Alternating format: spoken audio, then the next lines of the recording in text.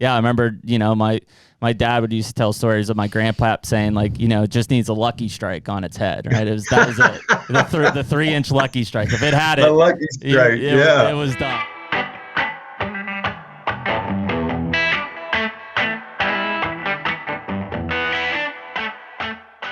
HUNTR Podcast is brought to you by Deer Grow. Man, we've been using Deer Grow products for a long time. The Plot Start and Plot Boost, more recently Plot Till. Now we've got 3 new liquid fertilizers that have been put in the mix that will cover everything we could want for a food plot program. It's huge, man. The more food plotting we do, it's like, man, the liquids just make sense. Like whether it's herbicides or the Plot Start and Plot Boost, and now the fertilizers getting mixed in. It's like, man, I can combine all of those in certain cases and do less passes for more results. I mean, it's all about efficiency. I mean, like you said, less passes. If you're out there treating your beans with glyphosate in the summertime, you can mix in this fertilizer, do that all at once. You have the boost in there to help some metabolism. It's all about efficiency when we're talking about food plots. And really the big difference on these liquid fertilizers is you're bypassing some of these soil limitations, pH limitations, the soil type. In a lot of cases, we talk about dry fertilizers only being available for 17% of what you put down in the first year. These liquid fertilizers straight into the plant are 90% available in the first year. Huge difference in what you're going to see in growth. It's huge. And so right now you can use code HUNTR15 for 15% off any of the Deer Grow products on their website.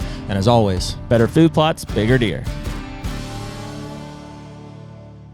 And we're back. Hey. HUNTR Podcast, episode 184. Nick, thanks for keeping us in line. After a week off, it's good to be back. Yeah, definitely. To the listeners, not a week off. To us, a week off. Why? Where were we at last week? I was at the NRA show in Texas. Oh, yeah. Yeah. And what was I doing? I Running around. don't know. Working. You don't know. Sweat my butt off. Probably. Yeah, it's been hot, man. It's hot. Like stretch of 80s and 90s here. Yeah, So it's May 23rd. Yep. So, hey, wherever you're listening, YouTube, Apple Podcast, Spotify, that's going to fall on your head before the end of the podcast. I can guarantee it. In mid-podcast. We appreciate you being here and tuning in from week to week. Give us a like, follow, or subscribe, whatever's appropriate for the channel. One of those should give you a notification whenever these drop, but we drop them every Tuesday night at 6 p.m. Also, if you've written us on Instagram or the website, I have got a few of those pending, so we're trying to get back to those. We appreciate you reaching out, and thanks for being here, and here we go. Here we go. Hard to believe when this drops next week, we'll be in the home stretch of May. Crazy. It'll be June at the end of the week.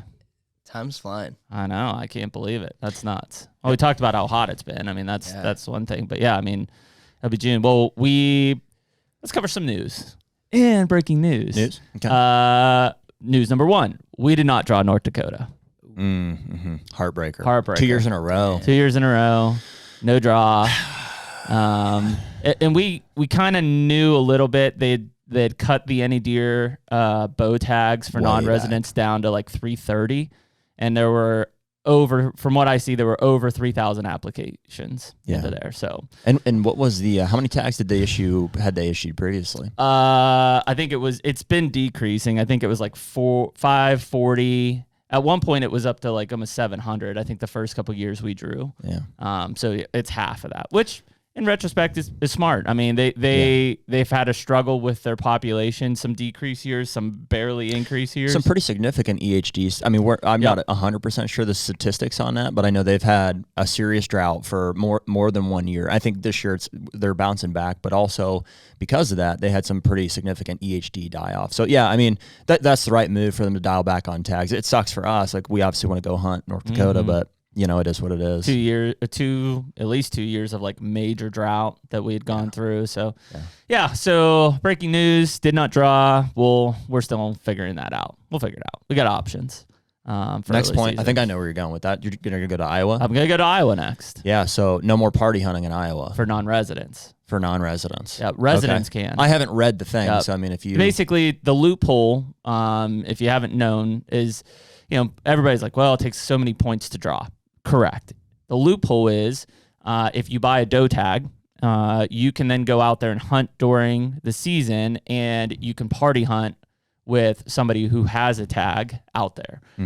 So, lay it out like it is. I believe that a lot of people either leased and or bought land as non-residents. They buy a doe tag every year, and then they party hunt with a resident out there in order to shoot a buck every year in Iowa. Yeah, and we should run some numbers on that, another time too. Skullman and I were talking yesterday about, like, man, how much of an impact does that really have? Like, how many non-resident doe tags were they issuing? Like, it's no more than a few thousand.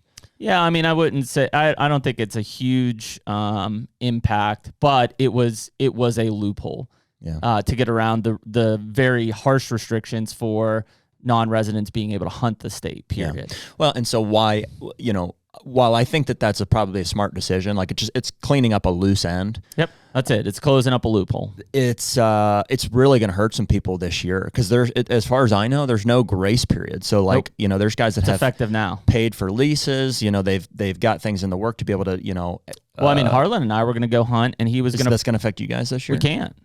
Because he was going to party tag with either Duncan or Riggin or Skip or whoever, and he can't now. That's right. So, and that sucks. I mean, closed. and I'm sure there's some outfitters who, their business is fairly dependent on some of those tags. I bet and stuff, it is. Which again, long term, I want that loose end cleaned up, and it should be in favor of the residents. That's what they're doing. But I don't know what the objective is. I don't know what the objective is necessarily. I would say it's probably control, right? So that is the loophole that it's hard to regulate, right? Because anybody can buy a doe tag, and then it's really, who pairs with somebody to potentially party. By closing that, now they've basically closed the circuit to where it's like, okay, we control this environment now.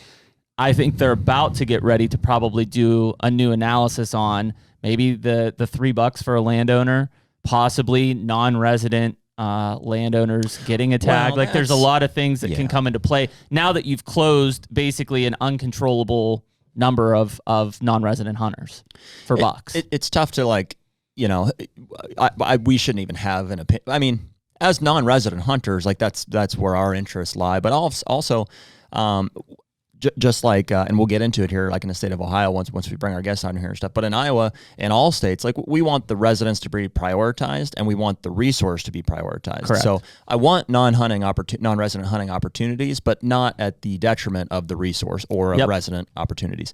And you got to draw the line somewhere. And $3 tags in Iowa, I think even a lot of residents are like, I don't even use that. I think most don't use it. It's a small amount. So per this loose end being tied up, I would like to see that third tag somehow put back into the mix for non-resident opportunities. I think that's like a happy medium, and the resource is still in great shape with that. Yeah. But I mean, I don't know what they'll do. It'll be interesting. So I went and yesterday I bought a point for Carter, Harlan, and my dad. Well, just to start putting in. I mean, that's the other big consideration here is, boy, it's gonna dramatically affect draws. I hope that we were pretty optimistically looking at being able to draw zone 4 with 5 points this year. I think we still will be okay because most of those guys are going to be getting their first points probably. Yeah, I think. I don't know. Yeah, you're probably right. It's not like they're going straight now into the draw. You're probably right more than I am. I mean, I guess if they were buying a doe tag to party hunt, they may have been buying points in parallel so that they had their own tag. Yeah, but they probably only have because I think you can draw like every third year the gun tag. Yeah, for muzzleloader. So they had 1 or 2 points at most. Yeah, I don't know. Well, either way, it's going to take a lot of people. I could be wrong on the number, but I want to say it's like 5,000. Mm-hmm. In terms of the doe tags? That they issue. And so, how many people are applying for that? I don't know. More than that, for sure. 10, 15, 20,000 people are now going to be directly applying for points and or, the draw. Yeah, I would say five years from now, it may take 6 or 7 points to draw on some unless they compensate with that non-resident tag. So it'll be interesting. Yeah, it's an interesting move. On the Iowa thing, too, I know, Eric Rendell shared it with us, but man, devastating tornado in Greenfield. So Prescott was where he sent that picture from. That's where the news was. Yeah, through Greenfield. So it looked like. I mean, I'm not like a storm chaser, but it looked like there was like 4 tornadoes in one. Yeah, like a mega tornado. Nuts. So thinking about everybody out there. I mean, people died. I mean, there was casualties. That town was leveled. Wasn't far from where we'll hopefully be hunting this year. Yeah. So in a weird parallel there, it always makes me wonder, like, I mean, that thing is massive. Like how you saw it tearing down windmills and stuff. Like, I wonder what deer do during that. I'm sure some die. You would think so, right? I Well, mean, it's half mile plus wide. I'm sure they take sometimes. cover, just like anything. But I mean, you're I bet talking I bet 180 mile an hour winds or whatever coming through. they're probably in cut banks of streams and stuff. Like I mean, they survive. I don't know. I mean, is there a wildlife impact from that? I would assume. I'm sure. No, you say no, Nick? Well, I don't know. I was just thinking maybe they're just laying in ditches. People, Yeah. I mean, Yeah. like Them and Bill Winky. Yeah, creeks and ditches. Creeks and ditches. I always found that hard to Yeah, believe. yeah. They I'm look not up and they gonna see lie. Bill. Like, People always feel like, if you're ever in a tornado, just get in a ditch. Get in a I'm just ditch. like, really? yeah. I'm sure they're pretty resilient, but I mean, I'm sure trees fall on some or debris, and not great. Wow. Here, I want to show people this too. This was, and I forgot. Yeah, I showed you this the other night. But Nick, that's that buck that I passed. Was that December or January? January. It was pretty late in the season, and that was substantial though, right? that was a good time. That's the time that ended up in Dad's tractor tire. Oh, it is. That's how we found this. Yeah, he found the tine first, and then went back and was like, "Oh, that's what I ran over." That's what he ran over. Yeah, that wasn't breaking at that mass measurement. No, so that's just broke off in Dad's tire. But yeah, this right here, that's like 6 1/4. So he's all webbed out. So excited to see what that deer will do this year. Well, on the topic of what we're talking about with the state regs and stuff, we've got a pretty cool guest today. Long time coming, I believe. So we've got Mike Tonkovich on from the Ohio DNR. We'll let Mike give his. He real can correct title. the title. Is it state deer biologist, Yeah, deer program leader? Yeah, he's the deer guy in Ohio. Deer czar, We'll see what Mike wants to call it. But we've obviously, because of our personal hunting properties that we have in Ohio and the conversations that we've had. I mean, it's talked to Mike Rex, obviously, from the council. It's a really cool opportunity to have this discussion with Mike and really be able to talk about kind of the statewide or state level type management and things that are going on. And I know you and Mike kind of talked here pre-podcast of some of these surveys that there's data that maybe we haven't seen or haven't talked about yet. Just statewide perspective. I mean, we have interest in Ohio, obviously, but it's fairly specific to the areas. It's anecdotal. Yep. So a lot of our conversations, well, this is what I see. These are the issues we're experiencing. This and that. And I think Mike has some better perspective from some of these surveys. And obviously, he's been in the field for 30 plus years. He said so. Yeah, and even state goals I think are going to be important. We talk about. Some of these, Iowa's a great example where clearly Iowa is trying to manage for higher quality deer, better age classes, all of this experience being extremely important, where a state like Pennsylvania is opportunistic. Yeah. Right. And so understanding kind of the state level goals may help bring some clarity to kind of everything else that's happening underneath them. And then also some of the challenges that, that he's facing. So without further ado, bring Mike in. All right, Mike, we got you? Yeah. All right, man. Appreciate you spending some time with us this morning. Yeah. Who mentioned Ron Burgundy? Oh, my gosh. You guys almost made me lose my coffee when you mentioned Ron Burgundy. Yeah. Catch myself was that in the phrase of the question? What we could probably spend the next 25 minutes or so just talking about Iowa and North Dakota. I enjoyed your comments. Interesting situation there in Iowa. I was not aware of that. And on a serious note, guys, I will mention in North Dakota, I think you all know I think the biggest struggle or the biggest ditch that was dug in their deer program here the last 2 years ago was the winter of 2022. I mean, it was catastrophic, and I think you're probably going to feel the effects of that for probably a couple of years. They just mortality rates were just off the chart. This last winter wasn't terrible, but winter of 22 just horrific. So it's I think that's one of the things that's contributing to the number of tags that they're allocating for non-residents. That was the same year as the first drought, right? Interesting situation there in Iowa. Yeah, that just kind of came through last week from an Iowa standpoint. Have you read like an official document on that? It's more from text from our friends in Iowa. They've been like, here's what's going on. And they're talking to wardens. I think stuff. it's been signed. It's happening. I just don't know if they've put an official press release out. So breaking news, like here. Yeah, right. By the time this comes out, maybe they'll know. But yeah, it's, and that's a long time loophole. We talk about that. I mean, when you talk about states like even North Dakota on the draw points for mule deer and Kansas and Iowa, right? It's always like, what are the loopholes? Like in Kansas, it's if I own 80 acres as a non-resident, I get a tag automatically.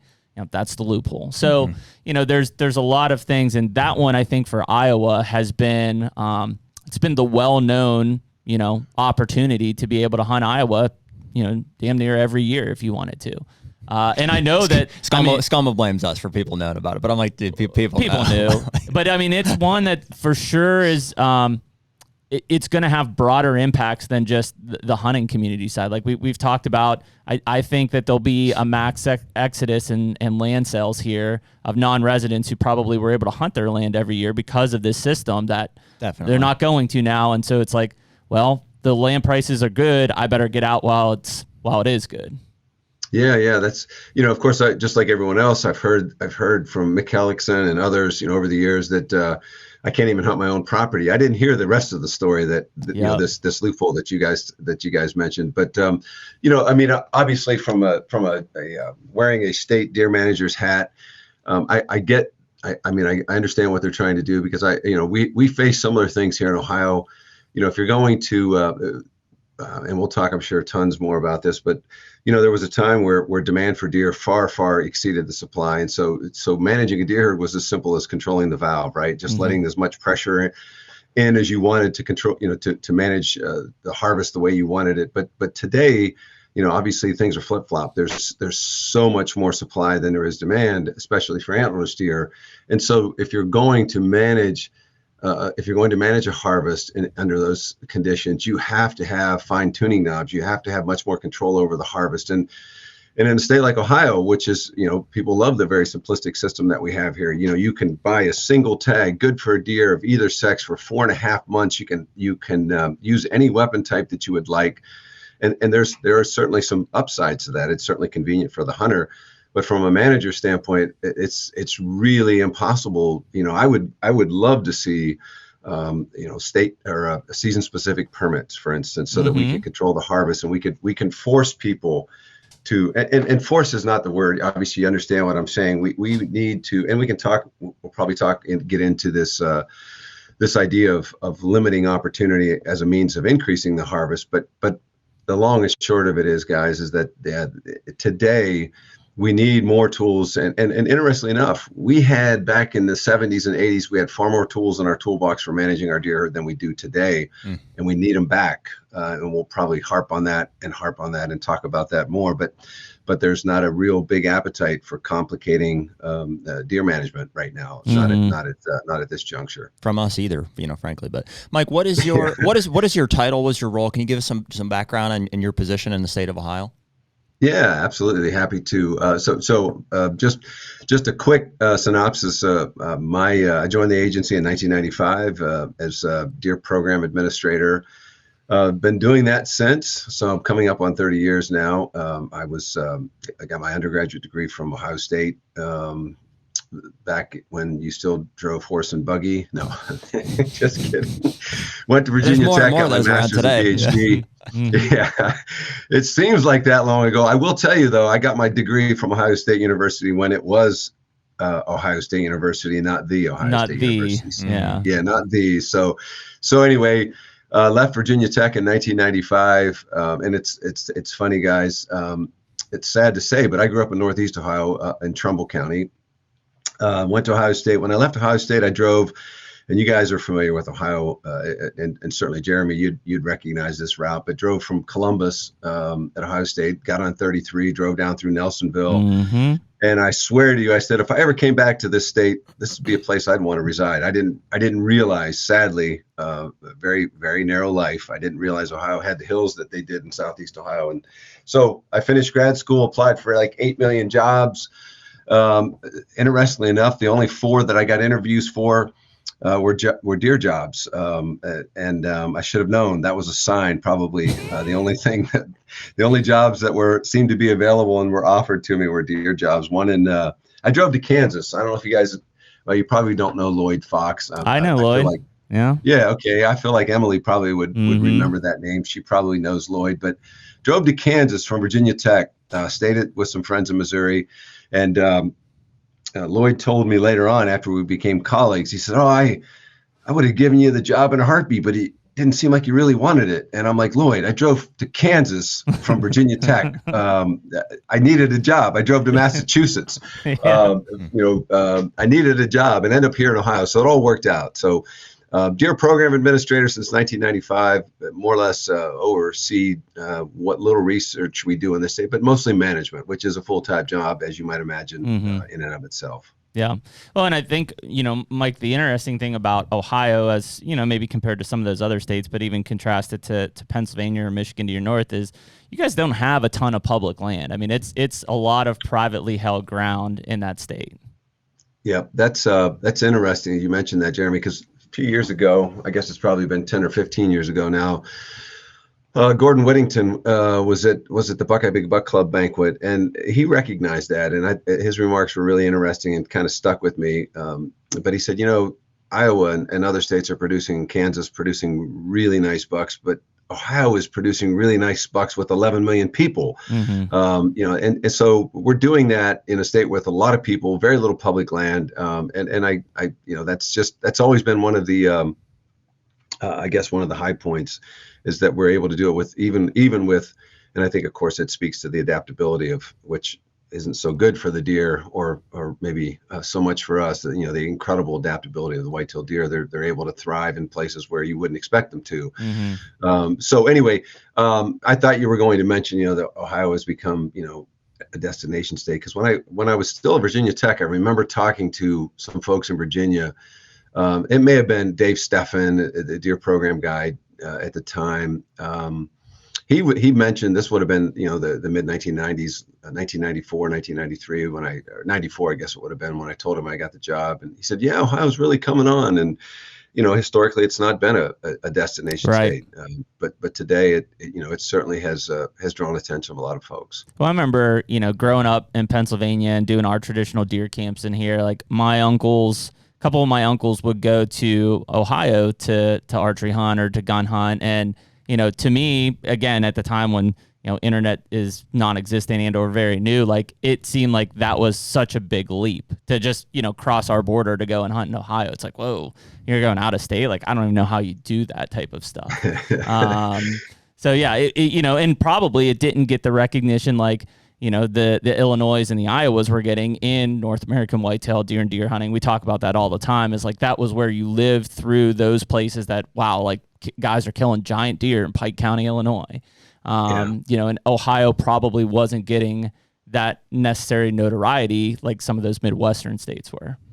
Yeah, it's funny because my deer hunting roots are actually in Forest County, Pennsylvania. I grew up hunting deer with my grandfather on the Allegheny in Marionville, and seeing, we were talking, of course, before we got started about Gary Alt, the deer program there, and the history of that. But I lived through that. I mean, of course, I wasn't thinking about yearling beam diameters and buck to doe ratios when my grandfather took me out into the middle of a clear cut there in the Allegheny National Forest. But thinking back, it was insane. I mean, we would hunt all day and see hundreds of deer and not be able to put a single antler on. Isn't that crazy? Any of them. Yeah.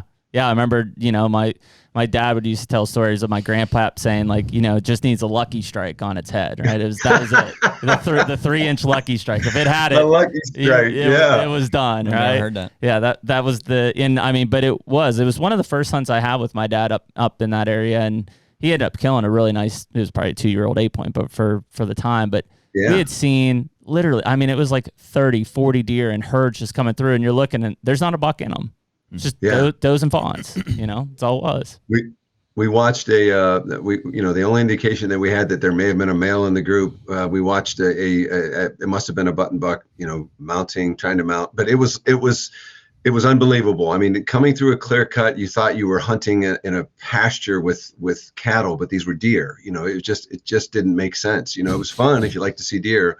But it was all you could do, at the end of the week to maybe have, a spike come by and get lucky. But was there was a doe season back then, yeah, right? 3-day doe season. Yeah, so we would have our normal buck season that would start on Monday after Thanksgiving, go through essentially 2 weekends, which at that point still in some cases can't hunt on Sundays, so just 2 Saturdays. Yeah.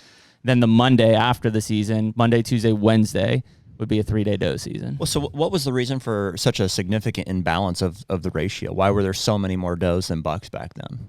Just because that's what guys were targeting?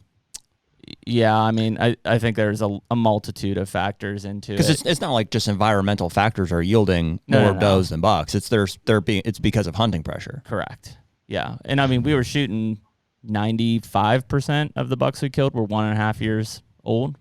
I think it was just insane. I mean, I can sum it up with this very simple statement that I've heard so many times, and you can go back in the early literature, the PA Game News, and it's just that doe is next year's buck. I mean, that was the mentality, right? And it's just impossible to break. And when you look at our history, guys, I think that's why Ohio's program has been largely very successful, because we lost our deer herd completely. Unlike most of the Midwest states where deer herds were hanging on by a thread, we lost our deer herd. So when we came in 1904, they were gone. We started hunting in 1943. By the time deer hunting returned to the state in 1943, we had a new generation of deer hunters that were anxious to kill anything. They didn't care if it had antler. This idea of losing your deer herd was a foreign concept to them. So they were anxious to shoot and willing. So much so that 4 years after our first season in 1947, we had to close the season. Wow! Because we had over harvested antlerless deer. So we started out with a group of hunters that were fine shooting antlerless deer. Unlike coming into a situation where you're going to have to battle for generations. This idea, hey, we almost lost our deer herd, we can't shoot any more does. Just this protective nature. So it really set us off on a different tangent than most, even in other states in the Midwest, and certainly Pennsylvania, different from Pennsylvania's history. Hey, Mike, I forgot to tell you at the beginning of the podcast, in the upper right-hand corner of your window where you can see us, there should be you can make us bigger in case you can only see like part of our arms and stuff. There we go. Sorry, I should have told you that earlier. Hey, here we are. Hey. Well, here I was going to ask. Originally, how did that happen? Like in the early 1900s, how did Ohio lose its deer herd?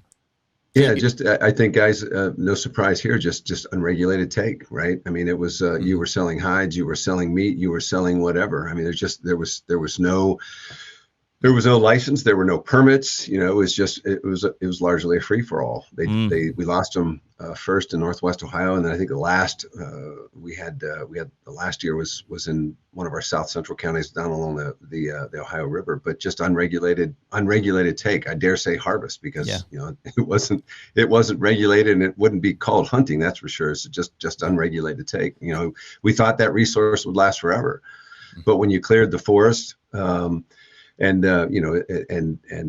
shot everything that moved, nothing's going to survive that, right? Yeah. And then so what happened? And you said it was like the 1940s, where the deer were reintroduced, brought in from other places. Yeah. What's the history there? Thankfully, we had natural movements. Remember, Pennsylvania didn't lose their deer herd, nor did Michigan, and I think Indiana's herd stayed on. So we had natural movements from Pennsylvania, Michigan, Indiana, and of course, if you go back through the records, you can see we bought a lot of deer. Many of those were also bought from our neighboring states, but we had our own preserve where we raised deer in South Central Ohio, and liberated those to try to get populations reestablished, and of course they did really, really well. But it's a fascinating history when you look at the history of deer management in the state. While we were very, very aggressive on the front end, it was largely driven by agricultural interest. We were dealing with depredation issues back in the 40s and 50s already. I mean, folks were angry with deer numbers, and so that more or less shaped our deer management plan, the way we would deal with deer. And for years, we managed deer where we could and provide maximum numbers capable of what the land would support in areas distant from farming, but in areas where we had Northeast Ohio in particular, of course, our western side of the state, which deer were largely absent, a much longer time. They moved largely from east to west and from south central westward in the state. So Northeast Ohio was a hotbed of conflict early on, and it really helped to shape deer management policy, which we could spend hours talking about. I think the restocking effort is really interesting. Like I think myself included, like most guys, when you say that about like, well, let's put deer into from a farm or something like that, you're like, no, obviously no, we would never do that. But like, I think more than we all realize, like a lot of states at one point or another had restocking efforts, and they came from other places. And in fact, so Oklahoma is right now either they've signed the bill or like it's in the process of, they're talking about taking farm deer that have been genetically not altered, but bred selectively to that are CWD resistant. And I talked to a guy the other day who we may have on here in a few weeks. We're still figuring out how that's going to go, but like he's way on the side of the farmers and of this restocking effort. And there's financial incentive, I think, on both sides. So it's hard. There's a lot of finger pointing and back and forth, but it is interesting. I'm finding myself like open to the idea of restocking, and certainly CWD is something we want to address. I know you and immediately are like, no, that's obviously, but you're open to the conversation. I'm open to the conversation for sure. But in theory, it's one of those things that, it's Dr. Chris Seabury out of A&M who's done a lot of this research. Well, that's who this guy is working with. Yeah, and so, and the research has been out there for a while. It's just, again, when it comes to landscape level, it's like, where's the data that supports that by releasing 3 deer that supposedly have genetic resistance to CWD that will eventually have a landscape level effect? Yeah. Well, here's where I don't want to go all the way down this today. We'll save this for a few weeks. But one thing he said that I really liked, just on a phone call that we had there, was he's like, we're just expediting natural selection, which I'm a fan of. Like, I don't want to put something like genetically modified in there. I would say, whether it's COVID or CWD or whatever, I'm like, just give us some time. Like, we'll overcome it. Humans and deer are resilient. And by just naturally selecting those in a controlled environment and then adding those into the landscape level, if I'm like comparing that to like my beliefs on deer management, I'm like, like that seems like it would make sense. Yeah, I guess my question, without going down too far into the hole, is like, we're going down. We're down. How do they know they're CWD? Are they like injecting them? Are they? Yeah. So like, what? I don't know exactly. Infecting them with CWD and they're surviving it, because obviously it could have an 18 to 24 month, incubation period. I don't know exactly how the studies have happened, but that is what they're doing. They're putting them. Yeah. You'd have to get into the nuts and bolts of the study to because then, at some point you have to do live testing to ensure that they contracted it, which is also a challenge. And that they are. Okay. They are. Yeah, it's interesting. Yeah, so we'll move on from that conversation, right, guys? But I do want to mention, this restocking thing it's actually very interesting. I'm sure you recognize many of the names. Dr. David Walters at Penn State has been leading the charge, but he's working with folks at Cornell and others at Chris, Rosenberry with the Game Commission. But looking at the genetics from a disease management standpoint, looking at the genetics from Mid-Atlantic region. So we submitted 900 ear punch samples to David's lab. He's combined that with stuff from Maryland, West Virginia, Pennsylvania, New York. Very interesting. If we didn't have the records to prove it, he would be, he was utterly amazed to see how similar Ohio's deer look to Pennsylvania's deer, and it's no surprise because many of those deer in other words, our deer are still young enough from an evolutionary standpoint that they have not evolved long enough to look different than the sources that they've come from. I would imagine if we pulled in some data from Wisconsin and kept expanding that, you would see that Ohio deer are looking a lot like states from around where we restock these deer, because they just haven't been here long enough to diverge to the point to look at Ohio deer, for instance. So it's interesting. We should we could talk a little bit more about the stuff. I will say that it is law, guys. In fact, I know for a fact it's law. Oklahoma, the governor signed that into law a couple weeks ago. So it's I don't know how quickly it will manifest into actual changes. Is what it is a law. What is law? That the restocking. The bill in Oklahoma. Yeah. Oh yeah, it's happening. I think it's 2026 is when they first can start to put private landowners could put that on their property. Here's why it's so controversial. I'll lob this out there. The guy that I talked to basically is accusing big deer groups like NDA, whatever, RMEF, and anybody who is like getting money to conduct research on CWD. On CWD, he's basically accusing them of like neglecting the answer because they're continuing to get funding for this. Which, it's an accusation. So it's like, you want to see proof for something like that. And we have friends in a lot of those organizations, so I want to believe that's not true. There's also a financial incentive on the farming side, right? Because it's like he and his friends are going to get paid to produce these deer that are genetically selected for. So it's hard to sift through that in financial an industry that is constantly being, suppressed because of laws and disease and regulations and stuff. So that's an interesting one. I know we want to talk more about that, but I'll walk into it with an open mind. Okay, me too. Mike, are you saying that so all of the deer that are in Ohio, it was never 100% eradicated, right? There was always some percentage of deer left, but then a majority. Actually, guys, the story reads, if you go back through the history books, how you would know this, I have no idea. Okay, so you're right. There were probably pockets of deer that remained. I'm guessing. I mean, but had to be. But it was written, because obviously we didn't have drones. Helicopters were limited flight. We didn't fly the state looking for the last, vestige of white-tailed deer populations. But it's interesting to read, the day, the time, the last deer was taken, right, in Southwest Ohio, and I think in Northwest Ohio was Wood County was the last deer in that part of the state. They drained a swamp. They saw a deer. They took it. That was the last one. So you're right. Wow. There were probably fragments of deer around the state somewhere, but the story reads that they were extirpated from the state in 1904. Wow. The only reason that's my assumption is like we know some guys that do like high fence deals and stuff, and so to do that initially, one of them is in Ohio, so the law is that they have to remove all of the wild deer completely. Right. And sounds pretty easy on like whatever, a few hundred acres. Or like we'll just get a grid of 100 guys and walk it out, and still it's like there's deer that remain. Like it's almost impossible to get 100% of them out. Yeah. Especially at the state level. But so what you're saying though is all of the restocking efforts are from immediate neighboring states. Like none of them came up from Texas or anywhere like that. Not that I'm aware of. Not in the book. There's a I think actually the Quality Deer Management Association put together. You guys may have seen the book where they put together restocking efforts across the whitetail range. If you look in there, I don't believe there's any. Wisconsin, I believe, is the furthest state away that we may have gotten a few deer from. Yeah, and I think unlike a Mississippi that took Texas, Wisconsin deer, like it had Mexico. Like there was quite a few different areas that were taking in deer there. Well, it makes you wonder why that is. I've always wondered in states like Mississippi, it's like why did they come from so far away? Why not just neighboring states? I would assume the neighboring states were probably in the same shape they were in, unlike Ohio, in which their deer remained in Pennsylvania and Michigan and as well. Indiana. Yeah. Seems logical. Interesting.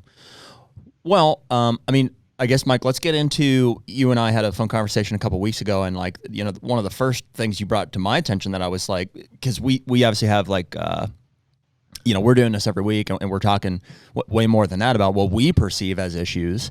And when you and I chatted for the first time, you're like, well, yeah, one of the biggest issues facing us today is overpopulation, and that's, coming from surveys and studies from farmers and from hunters. And I'm like, to me, I'm like, what? Really? I had no idea. And even to hear that coming from hunters, I'm like, well, that's an interesting issue for us hunters to be bringing up. It's like, let's shoot them. I mean, there's your tool right there. And I think that'll bring us into a conversation more about it is an antlerless thing, right? And an incentive, right, to tackle that basically. So we can, again, you guys. I know we've got plenty of time here today, but I get started on this stuff, and we do. Go for it. It's it just takes a little. The background helps, I think, folks understand that what the situation that we're dealing with. But for so for just backing up to where we started this conversation, I talked about Northeast Ohio. In the early days, we were managing deer in Southeast Ohio, where we were able to buy abandoned coal mine land and public land, and those places where farming was not that big of a deal. We kind of were managing deer populations without a lot of regard for conflict with agriculture, because there really wasn't a lot of agriculture. But in areas of the state where we had agriculture, agriculture dominated, and we would more or less let farmers tell us, okay, when's enough? enough, right, in terms of deer population. So that really shaped our deer management goal, which is actually rather simple. It's enough deer to hunt and enjoy, but not so many that they cause undue economic hardship, right? Interestingly enough, there's no mention whatsoever of biology in that deer management goal. No mention of cultural carrying. It's all about cultural carrying capacity. It's all about social tolerance. But that's another conversation in and of itself. But fast forward, so in the late 80s, we figured out how, and it was largely based on work that folks out of Cornell had done, and we essentially started quantifying. I imagine back in the early days, 40s and 50s and 60s, it was all about opinion. Who spoke the loudest? Who had the grease? Who the squeaky wheel was getting the grease. And this deer management process was formalized in the late 80s through a survey of production landowners. We'd simply ask them, are there too few, too many, or just about right number of deer on the landscape? We never asked hunters that, because the assumption was that there were never too many deer for hunters. Right. So we would ask those folks that were going to be economically impacted by abundant deer populations, hey, how do you feel about the deer population? So over time, the deer population grew because tolerances grow over time. The goals that we had in 1980 were 4 times that right now, but farmers are still real happy with them. So it wasn't until 2015 that we decided, I think it's time that we start asking hunters also about their opinion of deer population. So pick a county, any county, we would ask nearly equal numbers of hunters and farmers, hey, Mr. Farmer, where you farm, too few, too many, just about right number of deer. Same county. Hey, where you hunt, too few, too many, just about the right number of deer. And we'd compare those numbers. Okay. Statewide numbers, 2015. We ended up with 50% of the hunters said there were too few deer. 29% of the farmers said there were too many deer. Okay. So not that you need to grasp this instantly, but the direction that told us is that we could manage for a few more deer, because we got 29% of farmers that were unhappy, but 50% of hunters were unhappy. So if we grow the deer population a little bit, maybe we get to 35% of farmers saying there's too many, 35% of hunters saying too few, and we're golden. Obviously, Mike, just real quick for clarity on where those are coming. How are those surveys getting issued? Okay. Is that just resident hunters? Is it resident and non-resident hunters? Is it just farmers? Is it just landowners? Can you speak to that? Yeah, that's a great question. That's a great question. So it would these surveys would be done by the most recent one, of course, that we did in 2023, which I'll talk a little bit more about. That would have been done by DJ Case and Associates. We've had them done by Responsive Management. We've had them done by the National Agricultural Statistics Service.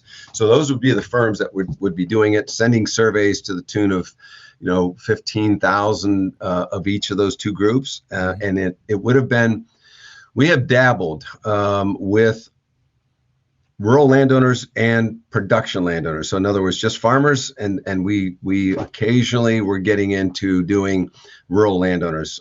We moved away from the rural landowners because we just felt like we weren't really getting good separation between the folks that were making a living and the folks that were, these rural landowners. You may have had a couple acres and you may have been a deer hunter also. So the lines were starting to get really blurry between the two groups. So we went back to really focusing on production landowners, people that make a legitimate living farming the land. Okay. And that would have been the hunter side of things, Jared, would have been just resident hunters. Okay. So no residents involved, non-residents involved in this discussion.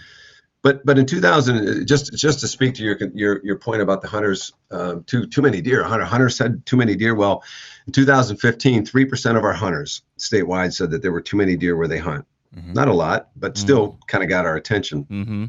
Fast forward to 2023, we ended up with 11% of our hunters statewide telling us that there were too many deer where they hunted. Wow. We also added in 2023, the additional question, okay, tell us about where you live, hunters. You told us where you hunt. 11% said there are too many deer. 17% of hunters where they live said there were too many deer. And also, interestingly enough, during we do an annual survey, post-hunt survey, like most states do, of their deer hunting public. This year we received 81 unsolicited comments, and I could read some of those to you. Some of them are comical, but we received 81 unsolicited comments from our roughly, 18 or 1900 hunters that responded to the survey, calling for lower deer numbers. And of course, for us, that's mind-numbing. Like on top of the survey that we just completed, it would have been August of 23, August and September of 23. We run a post-hunt survey. Perhaps some of those were, some of the same people. But the point is that unprecedented number of hunters telling us, that there were too many deer where they hunt. The HUNTR Podcast is brought to you by Hoyt. What can we say, man? Another year back with Hoyt. We're both shooting RX8s. I'm shooting 70 pounds in the bourbon, which I love bourbon. It's great. And you're shooting 80 pounds in the straight black. Blacked out as always, man. I got so I'm shooting the 500 grain Easton Arrow this year. And at 80 pounds, I'm flinging that thing at like 300 feet per second. I mean, it's deadly. Put a water buffalo in front of me and he's done. I mean, we shot it earlier. You literally put an arrow through a brand new target, like never been shot before. I know. So one other thing that Hoyt is doing this year is they're making all their own strings in-house. And so the quality is top notch, and it just really is something that is setting them apart from their competitors. Well, what we always try to do when we go to our bow shop, Ultimate Outdoors, is we try to shoot other bows just to make sure that we are really giving everybody a fair chance. Sure. The reality is it's a no-brainer. Hoyt, it stands above all of them every single time. Definitely. And so right now you can use code HUNTR, HUNTR, for 20% off any apparel on the Hoyt website. And as always, get serious, get Hoyt. It's interesting, Mike. I'm hearing you talk about like the number of responses to the surveys and stuff, and like compared to what I would imagine is the total number of hunters, it seems like extremely small, right? Like it's a very small sample.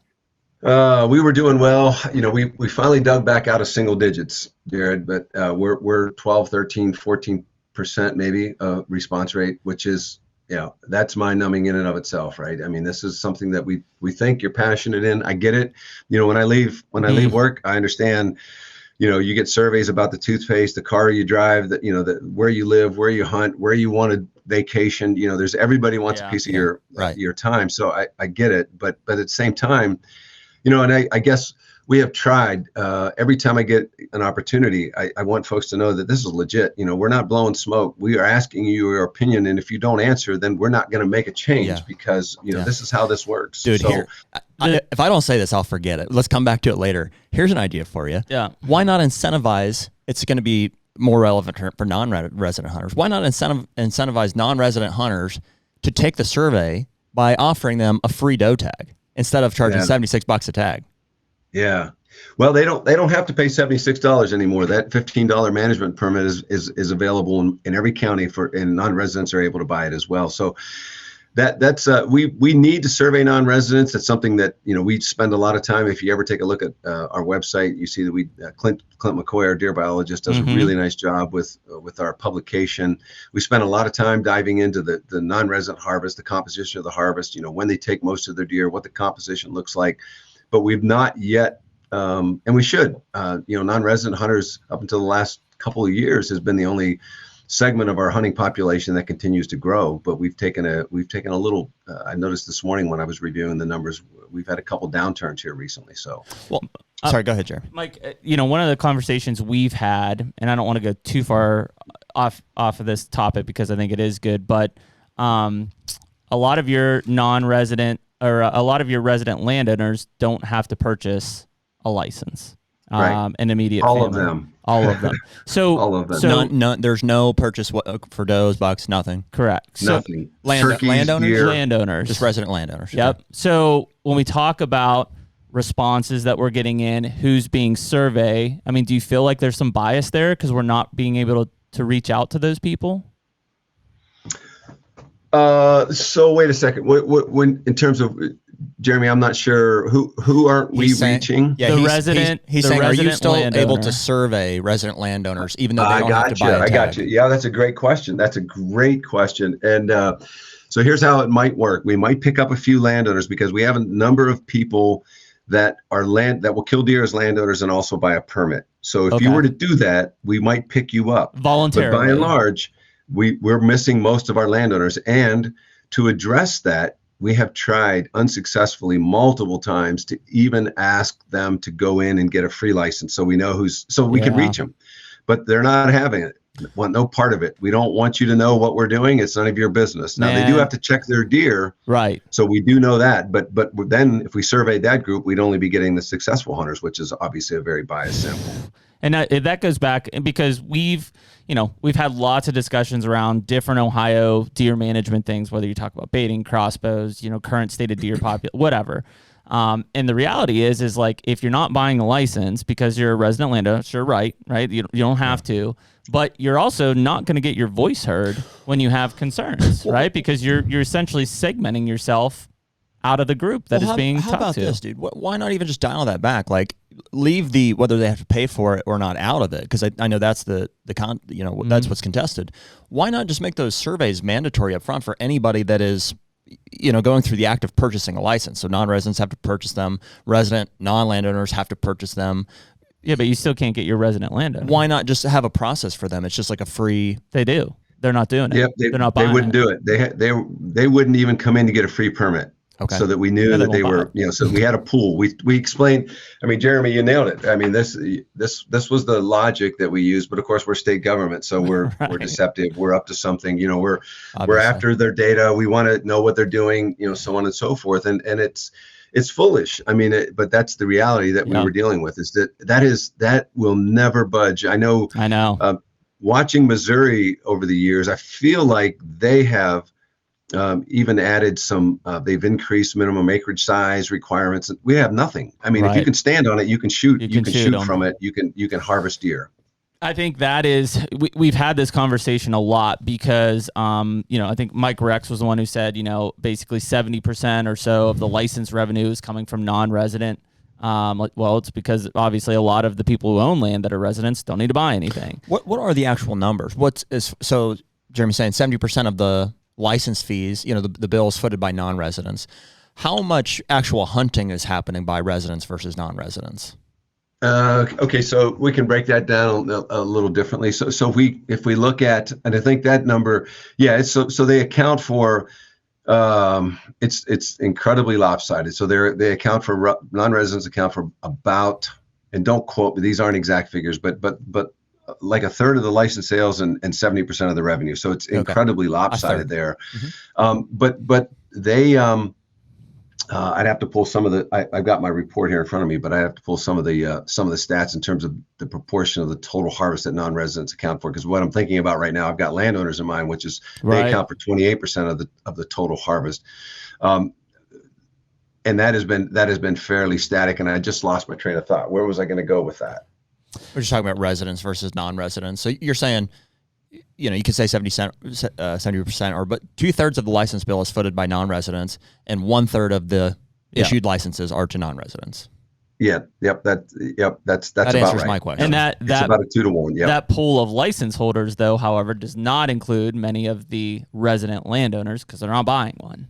So there's another group of license holders, of invisible licenses, call them, that exist. So let's say, maybe that non-hunting representation, as far as the number looks like more like a quarter as opposed to a third. Correct. Because you have to count for the resident landowners who are not buying tags. At least, I bet. At least.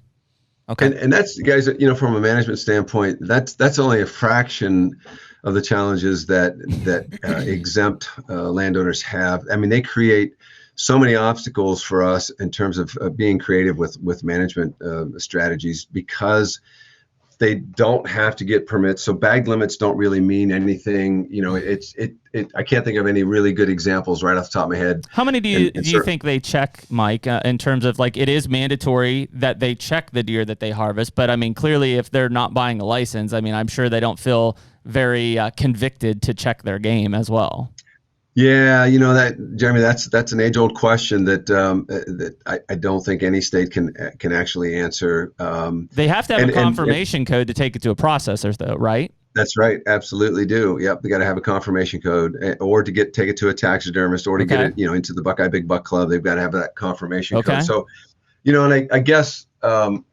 We can open up a giant can of worms there, this attitude towards deer, and I'm not saying they're entitled, but I'm just saying this, for much of my career, I've talked about devaluing does, and putting bucks on a pedestal, and this idea that, folks having this growing unwillingness or disregard for checking their deer or game violations, it's my deer, I'm doing them a favor, attitude by harvesting these additional deer, that is has been one of my, one of my focal points in terms of managing deer populations.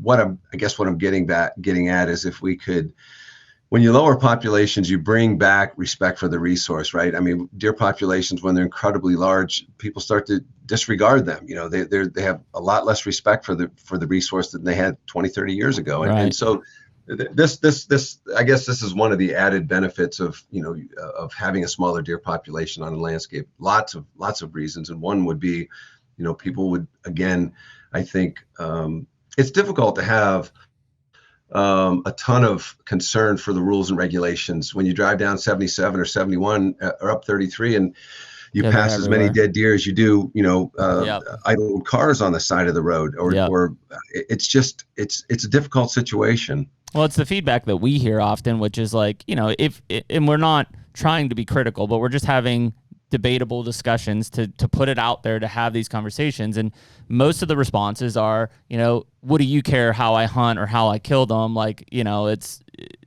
basically insinuating like they're everywhere. It's not a big deal. Like, I'm not going to affect the general landscape level population by me doing this. That's right. And at 2 point, they're not wrong, right? But in reality, enough of those mindsets can affect that at a landscape level. Yeah, you gotta have rules. You gotta have and enforcement too, and that comes from probably a whole lot of places. But before we move on from it, I wanted to, and I don't know, maybe it's I'm sure it is a touchy one, but talking about the first of the day, talking about the landowner. Well, we're kind of there, but the resident landowners not having to buy a tag. So I've got a friend, a really good friend, Dave Coldwell, who has strongly opposed.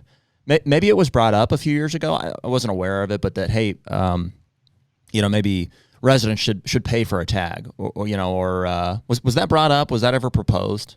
Landowners? Yes. I'm sure it's been brought up multiple times, and it probably doesn't get very far. Right. And so he was strongly opposed to that. And he and I had a great conversation, because I'm coming at this, as I said earlier, as a non-resident, somebody who pays for non-resident license fees and stuff, and also having the resource and residents' interests, I think, over mine. I think that's how I feel about it. And I told him, I was like, dude, I mean, the fact that non-residents are footing 70% of the license bill, to me, puts not resident landowners at a big disadvantage. Absolutely. And it's like it's the unspoken, because it's like we can pretend like government doesn't care about money, but it's like you know what I mean? We're the ones paying for it. And I understand that you and and from a principle standpoint, I don't think you should have to pay for it. I agree, it's your resource. But the sole fact that we are paying for it and you're not is giving non-residents more of an ear, I think. And the voice. I mean, you're not even being surveyed on your feelings for this, because you're non-existent in the system. You don't exist. Non-existent. Yeah. Yeah. Absolutely. So I told him, I thought he kind of changed his opinion. He's like, well, yeah, maybe you're right. As much as I don't want to pay for a license, even if it's $10, like it should be cheaper, definitely. Yeah. But anyways. Yeah, those are all great points, and I don't want to dwell on this, but I will say that, as a biologist, of course, one of the things I like to look at is data. So there's probably twice now, at least twice in my career, I've gone to the tax records at the Athens County Courthouse. We also we pulled data in from the Washington County Courthouse to get records from the recorder's office, the auditor's office, to compare landowner records. In other words, you guys report Jeremy Flynn kills a deer on a landowner tag. I'm going to look up Jeremy Flynn and see if I can find Jeremy Flynn in the Meigs County tax records. And it was rather disturbing. I'll leave it at that. The results were rather disappointing. Now, of course, there's lots of reasons why I might not find you. It might be it might be Emily's property, and she's got a different last name. So, Mike, just to clarify on that, sorry, didn't mean to interrupt, but you're saying that people were turning them in on a free landowner tag, yet you're not finding them as a registered landowner in the county. Yeah, they live nowhere close. They have no property. So how does that work? How do they get a landowner tag to begin with? There isn't none. You just check it as a landowner, and of course, going to Going to a telecheck, of course, didn't help that. Back in the day, you'd have to face someone, if you wanted to get your deer checked, you wanted it to go to a Buckeye Big Buck Club, you wanted it to go to a processor, you needed a metal tag, right? Wait, Mike. So you're saying guys are checking deer as to say, hey, I harvest this as landowner tag, but they don't own land? I'm sure. Yeah. Oh, wow. So they're not buying a tag and they're harvesting a deer. They are checking it. And then they're checking it they didn't buy a tag. They didn't spend any money. Wow. I had no idea that. And there's no real hoop for, like, I don't have to enter my parcel ID, Yeah, how would they confirm that? Interesting. Yeah, so it's it was investigated a couple times, and I don't know, the law enforcement side of things, I don't think they ever really pursued it. I mean, because we had gone to the point where we had exhausted everything that we could with the data that we had, identified those folks that we could not find. Those were the people that you need to go knock on the door and ask them, listen, can you show me why, tell me why we didn't find you in the tax records? And I'm sure there were lots of folks that were fine. There's lots of reasons, LLCs, different last names, those kinds of things. Because how would you enforce that? It's either, a warden approaches you in the field and says, hey, can I see your license? And then you go through the whole process of, I own the land. Or you would require proof of identity or some kind of proof of land ownership along with the checking of the deer, but that's, they're just not going to check it in that case. But it is an extra fail-safe, I suppose. But wow, I never knew about that. Landowner exemption is sacred ground, and I suspect that it probably always will be. And interesting enough, 2004. This is purely anecdotal. I mean, there's no way to prove that there's cause and effect here, guys. But 2004, we had a fairly significant license increase. Interestingly enough, the proportion of the harvest taken by landowners went up the following year. Yeah, surprise, huh? Yeah. So it's been fairly flat. It was inching up from like 19% to, after that license fee increase, we saw a pretty sizable increase, and it's leveled off. It's about 28%. It's been there, but you look around the state, it accounts for much more of the harvest in Southeast Ohio than it does in anywhere else in the state. So it's an interesting, it's an interesting nut that might need cracked. the reality of it, and we put out a clip, might have been a year or two ago at this point, but talking about the barrier to entry to hunting being a hunter safety course, then being able to achieve a hunting license in most states, right? Yeah. Maybe surprised at the time and maybe not so surprised now. The amount of people that basically told me to get bent, that they didn't need any type of permit from the government to tell them what they can and can't do in states that require them to have that, was shocking. So in a state that has the ability to take advantage of a landowner opportunity, I would assume it's exacerbated greatly. Probably. Well, there's animosity, right, towards government and restriction, rightfully so. In some cases, if you just back out and look at it at a nationwide level, it's like a lot of those people probably feel like, well, clearly the state, whoever's making these decisions, whether it's not just deer hunting, but laws and taxes and stuff in general. It's like, clearly it's not benefiting me at all. It's not in my best interest. So I'm going to do what I want to do. It's my God-given right to hunt. And I can understand the animosity and the approach, but it is and it isn't. Yeah. But it sucks because, to manage a resource, you do have to have regulation and enforcement, just like, you otherwise would you with end up laws. early 1900s and, extirpated deer. Exactly. Yeah. So, yeah, it's an interesting, we've had this, I appreciate you kind of clearing that up for us, Mike, because we've had this conversation numerous times, and it's been assumptions of like, well, if they're not required to buy a license, how is their voice being heard on these key issues? And the reality is it might not be.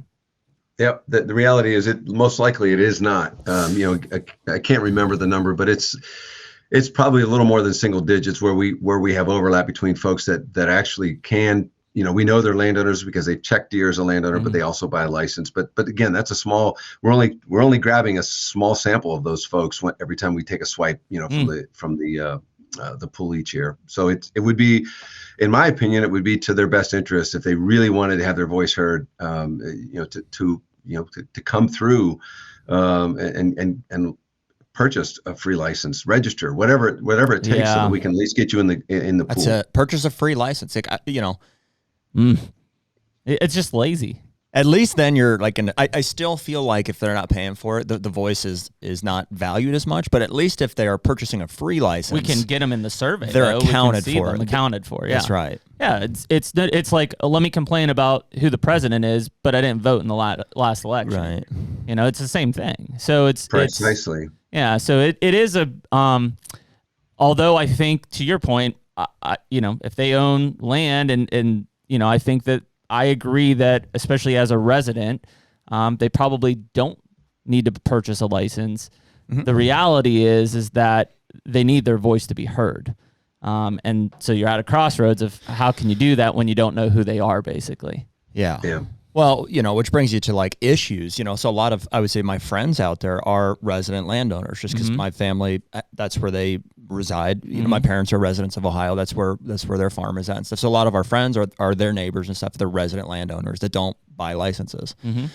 And so when we get into issues, which we'll get into here in a bit, whether it's corn piles or season dates or, how all these different game law regulations are structured, my sense is that Ohioans are like, don't want any of this stuff. They share these opinions that we have a lot, but I don't think that that's getting heard. And so that's why when we talk to guys like Mike Rex and even you, Mike, it's like the perception is like very much from, you're just getting answers from the people who are answering the surveys, which it sounds like are either resident non-landowners or non-resident hunters. That's who's answering questions. In our opinion, at least in our experience, who by and large are gonna want more liberal stuff because they don't have land to hunt. Yep.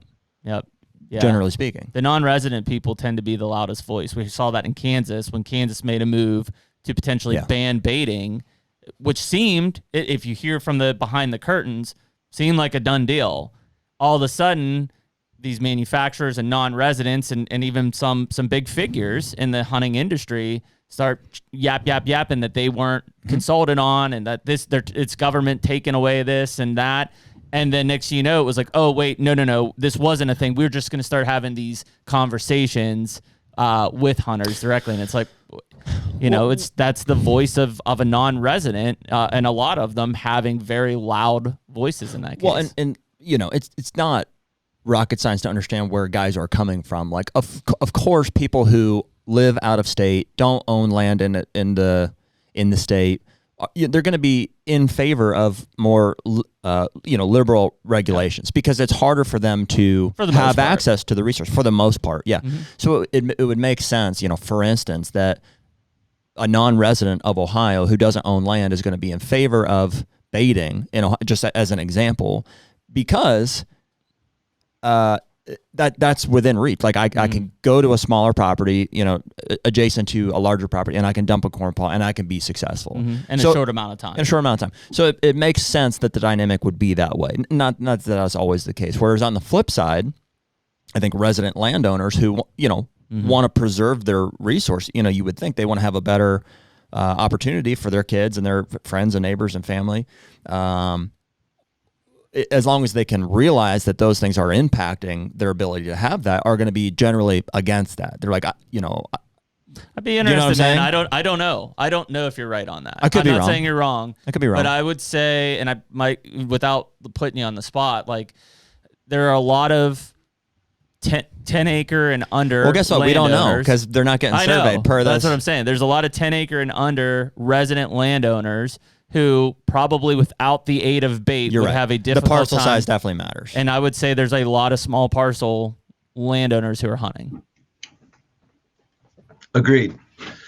Yeah, and just to be sure that we're clear, guys, we don't have we don't have the voice of non-residents in our surveys. I want to make sure. Oh, okay. Yeah, we do not.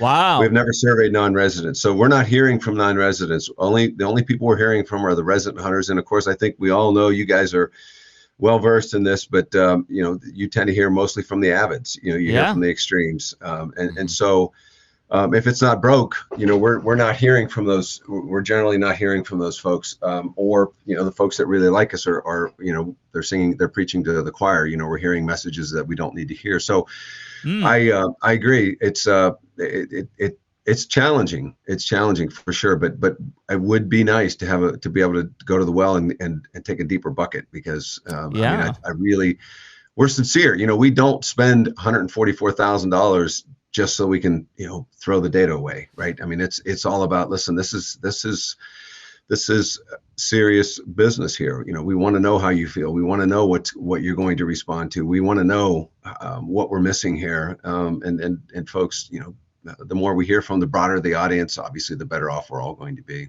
So, Mike, maybe rhetorical question here, but per what we talked about with government and stuff, the fact that non-residents are footing 70% of that license bill, I mean, it also is kind of a shot at them of like, even though you guys are footing the bill, like, we don't really need to hear from you. Yeah, great point. That's a great point. I mean, it just it's one of those things that seems to be working fine. So don't kick the dog. But yeah, that's we don't. I guess here's the thing. You know what though, Mike, you're not. The reason is because I'm not. I think it's right. The reason is because the reason you're not hearing about it is because non-residents have everything they want. Like, what more could you possibly give them? I would agree. You know what I mean? And it's like you said in the beginning, I can hunt for 4.5 months with any weapon, with corn piles, and on and on down the list. Non-residents have absolutely everything that they want. Yeah, I mean, if anybody is missing, what more could you want? If anyone is missing from the survey, it's the resident landowners. That would be the critical inclusion into the survey to really form, I think, a representative voice. Sure. Yeah, I'm joking, but this is the honest truth. I've heard most of what we hear from non-residents. You need to leave a tip jar at the border because your license fees are much too low. This was before we raised the rates, but that's their only complaint, is that we need to charge more. And I think they feel like if we would charge more, it might mean less competition. Sure, I bet it does. I bet it doesn't. I bet it doesn't. I would agree and I would disagree, because while I'm just generally, like I said earlier, we're all in favor of, like, I want residents and the resource to have the priority. And so I'm in favor of high, license fees for non-residents. I think that's fine if that's a way to regulate that and prioritize those things. But as we get into the issue of overpopulation, specifically of antlerless deer, of does, I do think that, the non-resident doe fee should be either done away with, or that should be accounted for as we get into a strategy about, like, how do we tackle those high deer numbers, knowing that most of them are antlerless.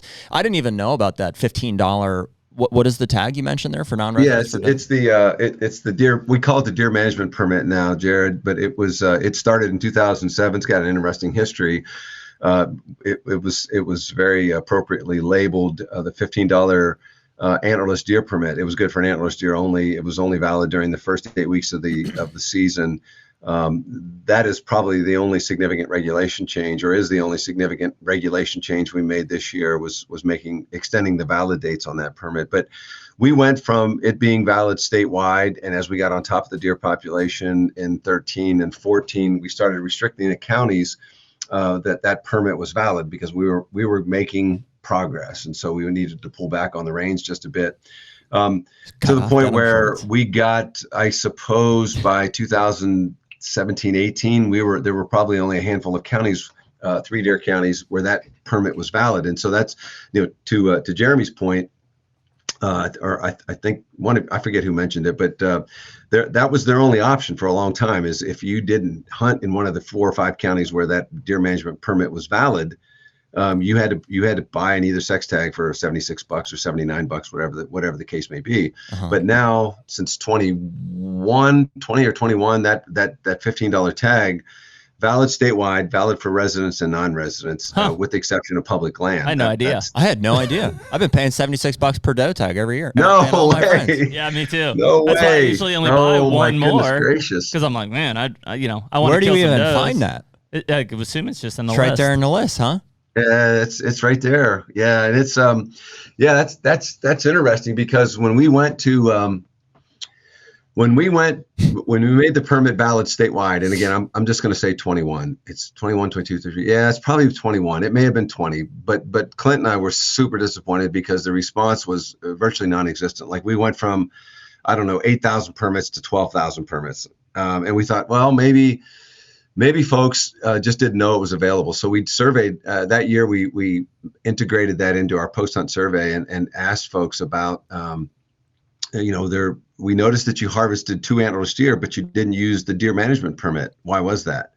And interestingly enough, and this was a disappointment as well, the number one reason wasn't I didn't know about it. It was I didn't want to be restricted because that permit was only good for the first 8 weeks of the season, and they were killing antlerless deer on a permit that was twice as expensive, but they wanted to do it on their own terms. So we can talk about that forever as another challenge to manage the deer population. But so we've gone from in 2011, 12, 13, we were selling 166,000 of those permits. We're at about 27,000 right now. And we're not going to get much higher than that probably. We may break 30,000. To be clear, is it only valid for the first 8 weeks?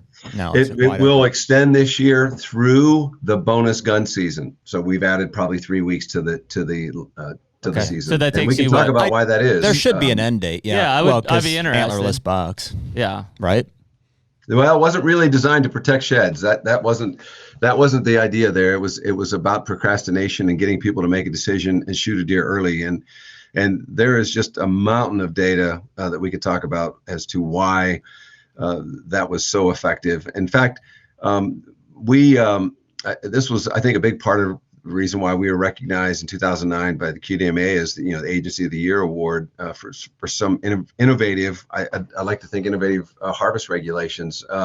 They were incredibly effective. We went to they're perplexing, of course, at the same time as they were effective. You asked hunters to kill more antlerless deer, and you only give them the first 8 weeks of a 4-month season to use this permit. But when you started explaining, when you told the rest of the story, they're like, "Oh my God, you just described me to a T." Yeah, I'll just hunt for a buck and hunt for a buck and hunt for a buck. And we've got a really long season. There's lots of deer. There's no reason I need to get in a hurry about shooting my antlerless deer. And all of a sudden, oh my God, I forgot I've got my daughter's dance recital. My son graduates from college, and the deer doesn't get, the antlerless deer doesn't end up getting shot because you kept deferring it. So in the end, it worked really well. We saw a 35% increase in the antlerless harvest in 2007 when we rolled that permit out. And we could talk forever about what we did in 2008. I predicted it, and it happened exactly, as I predicted. They thought, well, listen, if a little's good, a lot's got to be better. So we extended the valid dates in Southeast Ohio, including your county there, Jeremy, Meigs County, because we were trying to get folks. We thought, hey, not me, because I was strongly opposed to it. I said, this is all they're going to do is they're going to wait until the night before. So the last day you could buy the permit was the Sunday before deer gun season. Yep. And sure enough, we told folks, hey, unused tags, you can come to Southeast Ohio and use that antlerless permit. Well, as it turns out, I think we had like 8,000 people buy the permit the night before, the last night, the night before gun season started. And had it been 2007, when we had 2 inches of rain on opening day, saw like a 46% reduction in the harvest, that would have been catastrophic because we ended up getting the deer. But the point is that we moved, by doing that, we shifted from a 8-week window of opportunity to like a 2 or 3 day season. Even though the gun season is 7 days long, you're only shooting deer, Monday, Tuesday, you're hunting for a buck still, Saturday, and as Sunday, the week progresses, you start thinking about antlerless deer. So anyway, a lot of history with that permit, a lot of stories to tell there. Interesting. Well, that's huge. I mean, that's, we can kind of keep going into the conversation about like, if the issue is we have too many deer, specifically does, what are we doing to increase harvest of does? And that $15 tag certainly is one. My whole group of, well, it's one thing. I mean, I could buy five tags for the price of one. How many can you buy? Depending on the county, it's still 3. Most counties in the state are 3. Yeah. You can buy up to 3 and use 3, but you can go to another county and buy 3 more. The statewide bag limit is 6 deer, and you don't want to get me started on bag limits. Yeah, let me ask you this. I'm going to get you started on it. Why only 2? So in Columbia County, I can buy. It's a 3 deer. So you can shoot a buck and 2 does. Shoot a buck and 2 does. Why is there a limit on the number of does I can shoot? I mean. And maybe there should be some limitation, but it sounds like we're far from like hitting the goal. Yeah, let's open that can of worms just a little bit. That's a great question. one that's near dear to my heart. So every year we do this. I mentioned this deer harvest summary, publication 5304, and I'm gonna break for just a second and pull up a quote. HUNTR Podcast is brought to you by Pure Wildlife Blends. Yeah, buddy. We're doing a lot of food plots this year. It seems like the planning, the preparation, like the coordinating for getting everything, in the ground, it's like it just never ends. Yeah, and I just got off an 18-hour bender where I'm on multiple farms getting everything ready. But this year, fortunately, we've got Pure Wildlife Blends, which is Jeff Sturgis. Who better to partner with for our food plot program than a guy who's got 30 years of experience, been on thousands of farms. I mean, the guy lives and breathes food plots. Yeah, and so the blends themselves are all handpicked by Jeff, and it's like, man, we've had a lot of conversations with him over the years, and he's been pretty influential in how we set up farms and stuff. And frankly, the product, it's in the name, it's Pure Wildlife Blend. So a lot of these other seeds that you see that are blue and orange and all these things, it's because they're coated with lime and they're dyed, and it's marketing at the end of the day. So we have a lot of confidence in the seeds that Jeff has chose, and that's what we're going to be planting this year. And so right now, you can use code HUNTR10 for 10% off anything on the website. So if you're looking for switch, clover, brassica, or Jeff's favorite, layer in the rye. Layer in the rye. Yep, check out purewildlifeblends.com. Hey guys, yeah, listen, so I'm ready here. I'm just gonna share this with you. So the statewide bag limit in 2012 here in Ohio was 18 deer. What? Okay. Yep. Successful hunters averaged 1.4 deer. Okay. And only 27% of our successful hunters reported harvesting more than one deer. Now listen, fast forward to 2023. 1.43 deer per successful hunter, and 27% of hunters reported harvesting more than one deer. Here's the kicker. The bag limit was reduced by 67% to 6 deer, and we're harvesting precisely the same number of deer. So this, I guess, guys, to speak to, because that question comes up all the time. We constantly go back and forth with folks. Well, if no one's doing it, why don't you just raise the bag limit? And it gets back to, in my opinion, this discussion that we were having earlier about devaluing deer. There's a fine line. You throw an 18 deer bag. I mean, there are some states that are giving away does, right? And what does that message send to the hunting public, the non-hunting public, right? So you've got to strike that balance between, you're basically treating these deer as second-class citizens, if you will. These antlerless deer are second-class citizens, yet you put that buck up on a pedestal. We talk, we talk a little bit about the perceptions that the non-hunting public, the anti-hunting public may have towards this sport. When you limit hunters to a single buck but allow them to kill unlimited numbers of deer, antlerless deer, it sends, in my opinion, the wrong message. So we could increase the bag limit. I mean, we chose not to this year. Clint and I put our heads together, and it was a no-brainer. Like, we're at 3 deer in most counties. The rest of the state is at 4. It makes no sense to recommend a bag limit increase, even though we need to kill a lot more antlerless deer, because it's not going to. The problem with that is, guys, I guess it's, you only have so many asks, right? And you go to the well and you ask for this, you got to make sure it's something that's going to matter, right? It's got to make a difference, because you're going to be limited the number of times that you can go back to the well and ask for something, right? Yeah. So you got to make it count. Bag limit is not a way to make it count. So rather than ask for an increase, even though folks are calling for it, it's going to have no impact on the harvest, and it's going to make deer management even that much more difficult moving forward. It's a good point, and I think we agree. That's why you have DMAP, right? Yeah, you do. Yeah, and we're well aware that just because you give somebody more tags, it's not going to increase the harvest. I suppose, like, in certain situations, it might help if you have guys wanting to harvest more than that. But I would say, and we can get into this, we should rattle off like what we think are the reasons that guys aren't shooting more does. We can speak to ourselves and to our groups of guys. That $76 doe tag was certainly one of them. It was a big barrier. I know that my uncle every year, he's like, dude, he's like, I'll shoot some does, but $76 I bought one for myself, for Me Emily, too. and the 2 boys. So we bought 4 tags. So I spent $300 on doe tags, and we would kill maybe 2. It hurts. So, dude, Mike, I would just tell you, and maybe we're the rarity here, but I don't think people know about breaking news. Oh God. Yeah, I never knew that. So that's certainly one. The bag limit is, like, for me personally, if I could get those $15 doe tags, I would shoot 8 or 10 of them a year. I would, but most guys probably wouldn't. And you have a DMAP program, right? Yeah, we do not. You do not. We do not. Well, it may not be DMAP, but you can get tags from the DNR for or NRCS or whatever for you got crop damage ones, but We've got damage permits, but that's nowhere close to DMAP. I mean, DMAP addresses damage. Our deer damage program addresses damage, but it doesn't address. Wouldn't help folks like you that are trying to manage deer on your property, and you need to shoot a few more deer, but you don't want to bring in 14 other people to hunt. So DMAP would be a huge help. Right. Because yours were deer damage, but they were buck tags, right? Because it was it depends on the kind of damage. Yeah. So like if you're just getting row crop damage. Yeah, during the summer, because it's not like a during the season thing. It's like if you're getting row crop damage, you can bring them in and they'll say, yeah, you have row crop damage, and then they'll issue you tags. You may have a preference on if it's buck or doe, but you're not allowed to keep a trophy element at all. So if you shoot a buck during the summer, like the antlers have to be burned or something. Like they have to be turned in. Yep. Yeah, they have to be turned just over. Purely a kill standpoint. Yeah, so it's purely from a number management standpoint. So that is something that we can utilize. It's more just kind of like that time kind of comes and goes. Well, what did you get? You had damage permits at one point. I thought it was from trees. Yeah, I don't know. We kind of were just like fleshing it out. I was trying to see like what are the capabilities of this program.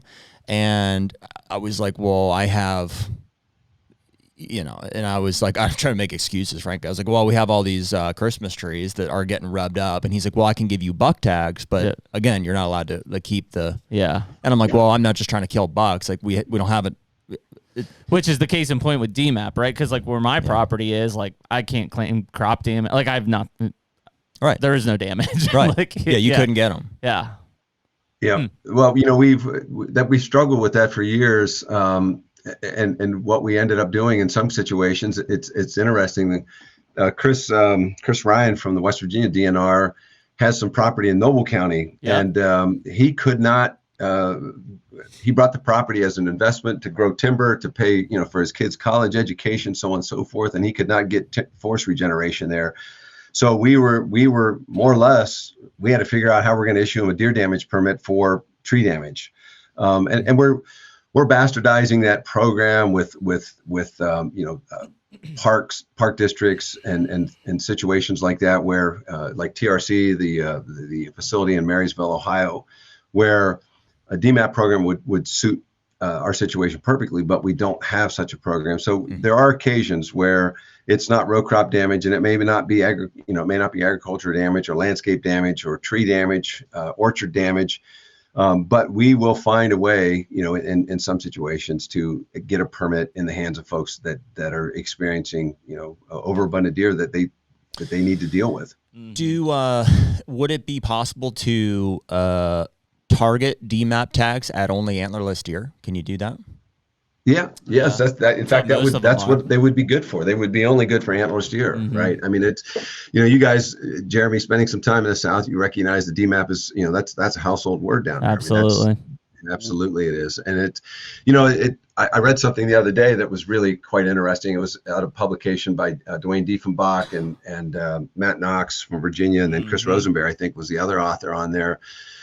But they talked about top-down management versus bottom-up, and historically it's been top-down. DNR says you're going to kill this, and this is how we're going to manage deer. But they referred to DMAP as really a bottom-up approach, and how incredibly effective it can be. And it, conceptually it makes all the sense in the world. I mean, I think there's multiple ways that we can manage deer. If we just think about this from 10,000 feet, most of our counties in Ohio cannot be managed with a single regulation. Yet we throw a 3-deer bag over a county that really needs 2 in this corner, 1 in this corner, 1.7 over in this township.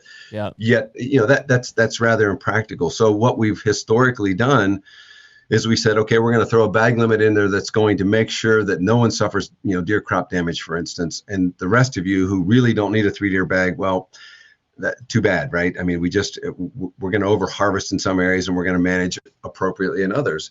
But if I were king for a day, it would be, we're going to set the bar super low. We're going to go with a 1-deer bag or a 2-deer bag, and we're going to use DMAP to fill in the gaps. I mean, to me, that makes perfect sense. I mean, it's a lot more work, but it just, in my mind, that's what's desperately lacking from Ohio is a DMAP program to help those situations where you've got hunters that are willing and able to kill additional deer. You don't want to go to a 4-deer bag in the county because everybody's going to come unglued.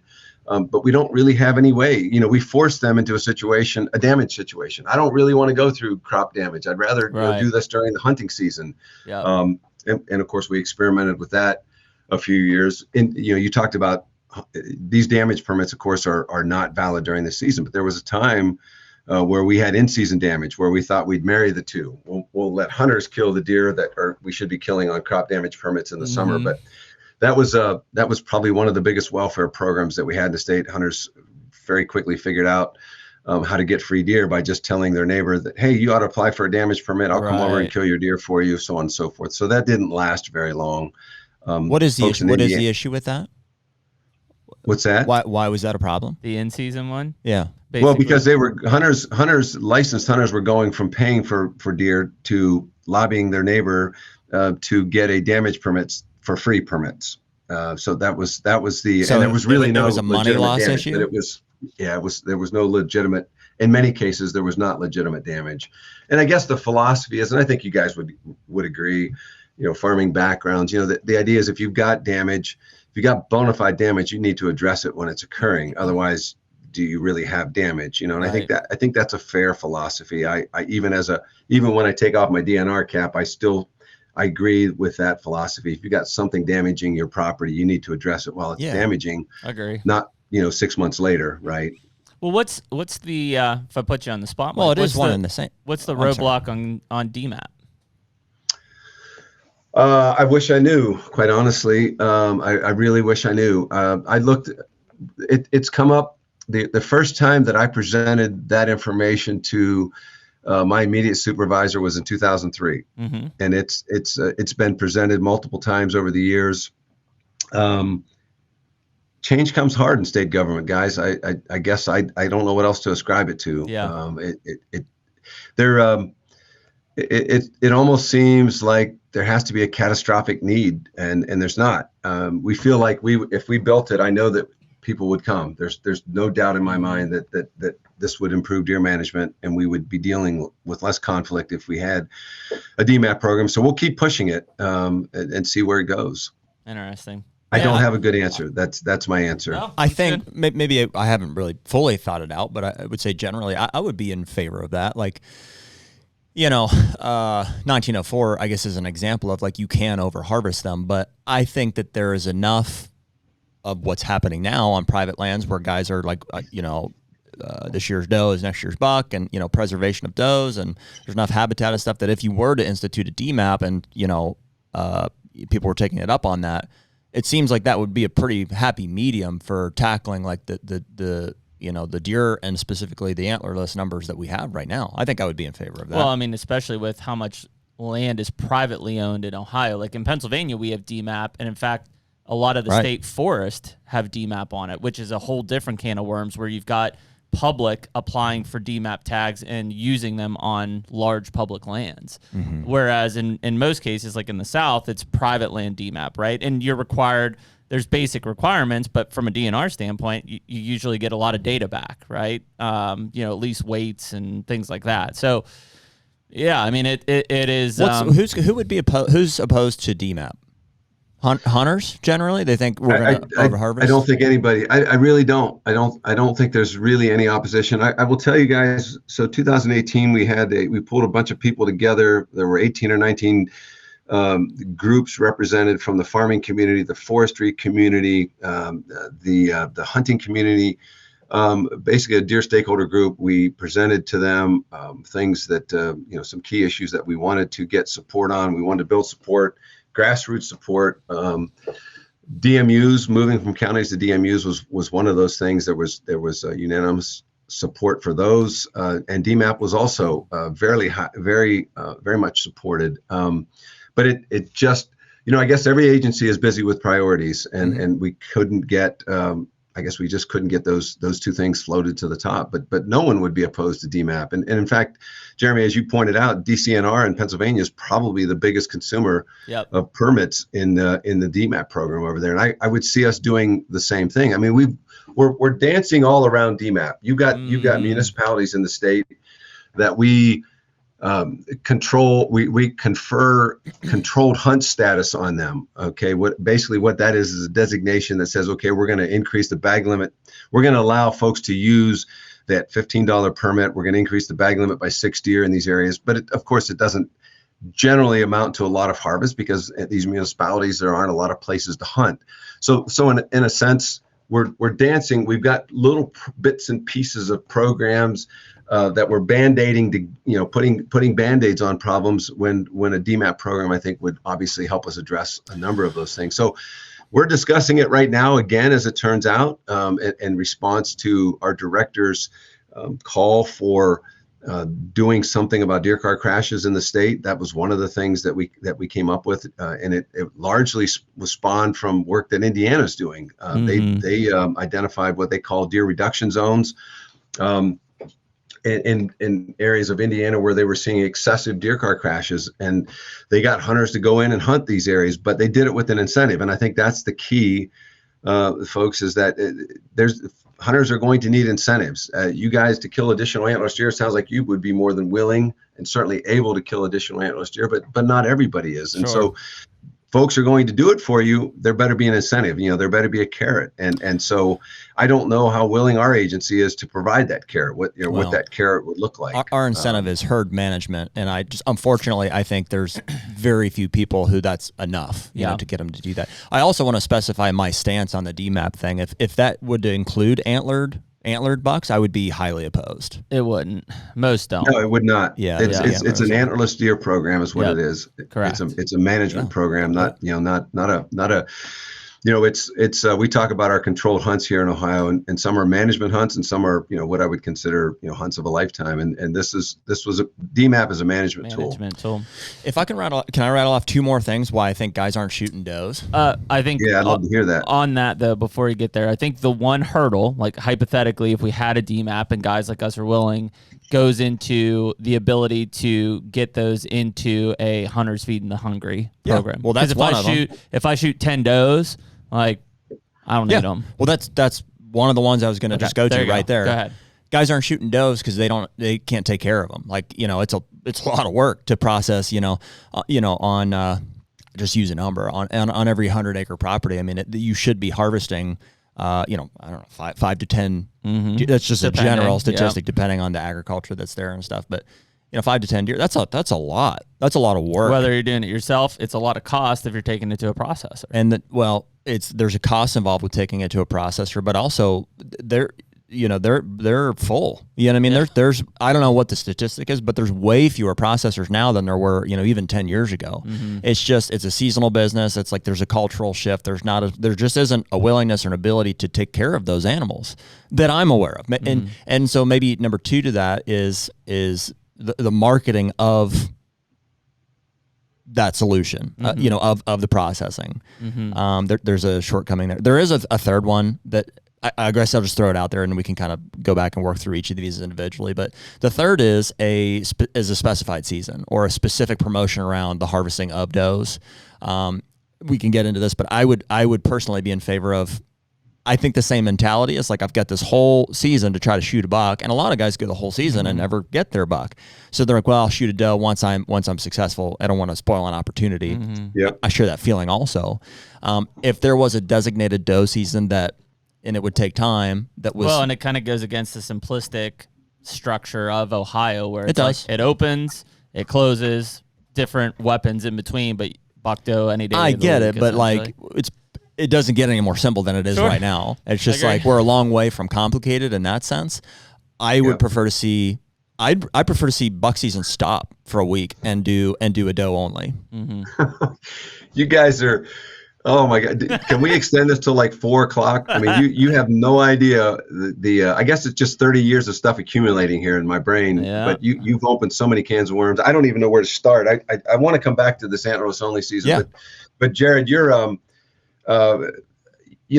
at some point we're going to have to talk about something positive, because most of what we're talking about and about what I'm about to launch into, it's gloom and doom. Unfortunately, that's most of what we're facing right now are very, very serious challenges. And the processor one, you've I guess you've underestimated how serious that actually is. And I don't even know where to start telling that story.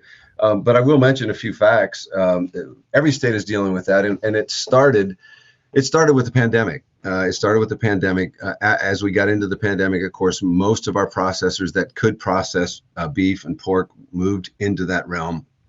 And we're still feeling repercussions from the pandemic. It's still, I just picked up my quarter beef from a processor here in Meigs County, the local butcher, and maybe you've heard of him, Jeremy, but it's a new place that just opened up. And so what's happening there is these state inspected facilities that can do, livestock, they've basically said no more deer, or we'll only take 25 deer. And we're seeing that. Pick your county, any county in the state. In fact, you could pick any state in the Midwest. We're seeing the same thing. The other thing that's going on is help. Every industry, of course, everybody, no one has help, right? No one has help. So what processors are doing now, many of them that stay in business are simply taking, boned out meat. They just don't have the storage space. They don't have the help. They don't have, people to skin deer. They don't have places to store deer. So if you want to process, if you want your deer, we'll gladly turn it into summer sausage for you, but we're not going to take your deer and turn it into little white packages and store your deer for you until you decide to come and pick it up. The other thing that's going on, it's specifically to these FHFH processors who are, and these other, Hunters Feeding the Hungry program. And I know this firsthand because I've worked closely with Josh Wilson, who is the executive director there for FHFH in Maryland. But what they're up against is the $100 for processing a deer and turning it into burger is just not profitable for these guys. They're sitting there thinking, okay, I can do custom processing, which is where everybody is going these days. Folks, less and less folks like venison. They just don't care for the taste, or their family doesn't care for the taste, but they can do jerky, they can do summer sausage, they can give that stuff away as Christmas presents. So custom processing is dominating. So you got a guy here that's thinking, listen, I can get $100 for a lot of work, or I can get $400 for custom processing. It's a no-brainer. So I got a report from Josh, because we've worked closely. We've given them grants to help prop up the funding of FHFH in Ohio for the very reasons that you mentioned. And looking at their annual report, I guess it was from the 22 season, I noticed that they've lost so many processors. One thing led to another. Josh and I talked. He actually did some surveys of the FHFH cooperators here in Ohio, reached out to 25 or so of them, and overwhelmingly, most of them reported that they lost processors that they were working with, and the two big reasons were, demand for livestock and lack of help. And it's not getting any better. We're losing processors every single year. So you're right. You're spot on. There's no place to take these deer. That's one of the things. And even getting them, even if there was a processor available, there is a cost involved. Whether it's just your time, there's certainly costs involved, but it's a very, very real issue, and we're dealing with it firsthand here in our disease surveillance area. Guys are saying, yeah, I'd shoot another deer in our DSA if I had a place to take it to, but there's so few processors, and I've got to drive clear to Franklin County, which is it's an hour and a half or 2 hour drive for me, so I'm just not going to do it. So that's a real challenge. I mean, it's a very, very real issue. It's work. That's the number one thing, probably. Other than, there's a bigger piece of property, so I mean, we're hitting the bag limit on it. But the very close second is it's a lot of work to be like, okay, and if we're gonna do it, I want to coordinate it. Let's do a doe fest, and I want to have all hands on deck and weather, like early season, like first week of October. It's maybe still 70 or 80 degrees in the middle of the day. Like I can't leave it hang, unless I have a cooler or something. Right. Yeah. And I don't want to, before we, hopefully we can come back to this Antlerless-only season, because there's a great story to be told there too. So when I don't want to rush us into that, but just if you guys try to make a mental note that we come back, and I actually jotted it down here because there's a good story to tell with that. But but the processing issue is huge, Jared, and I'm glad to hear you mention that, because it is huge. What are some possible? I mean, have you guys has there been discussion about possible solutions for that? How do we? Well, I was going to ask, how do you fund that? Yeah, where is the funding for that program primarily, Mike? Yeah. So, I question whether or not we can give FHFH, for instance, enough money. I mean, what we need to provide, is not money to donate so that they can pay for the cost of processing deer. I mean, I almost feel like we need. It's going to take money to hire people. You guys mentioned, seasonal staff. I mean, I've worked at several processors and watched them struggle working 16, 17, 18-hour days because the seasonal help that they had. I mean, it's tough to find people that want to do that very, very hard work, right? Hey, we just brought a bunch of people across the border, right? We can give them jobs. Yeah, I mean, it takes a unique crowd, right? I mean, it really does take a unique crowd. I don't know. I mean, there's going to have to be, whether it's state-run facilities. Well, that's what I was going to ask. I mean, is that feasible? What was the situation? It was Jeff Lindsay that brought up. He said like some places in Western Illinois had a good program where they were fundraising, raising money throughout, and they would bring in like whatever $30,000 to $50,000 a year. And then they'd hire the staff. And then they would hire the staff and run an operation like that. But it's just, it's on a very local level. I mean, and again, whether you're for or against the state-run stuff, I mean, is it possible, to coordinate state facilities and large state facilities in an area that are operated with staff that can handle large volumes? Well, the problem with large state facility, the funding can come from the state, but it's got to be regional. It's got to be local. That's what I'm saying. You'd still have to put several, a bunch of them across the state. Yeah, and where does the money come in? You're talking about coming from license sales, coming from donations. Well, I would say state programs. I mean, look at the amount of money that probably goes in from a high level to trying to feed people of lower income status and stuff from a government state level. Sure. Not just from where this is coming from, but I would assume they're probably not on the same page, and they should be. Well, yeah, and I mean, it's politics too, right? So if you look at a lot of those, as far as like the homeless type stuff, I think a lot of that money it's turned into salaries for state employees. Well, even low income welfare and stuff with food stamps and stuff. Why is that program not on the same level as us providing sustainable organic protein? Right. I don't know. Yeah, I don't politics, I would assume.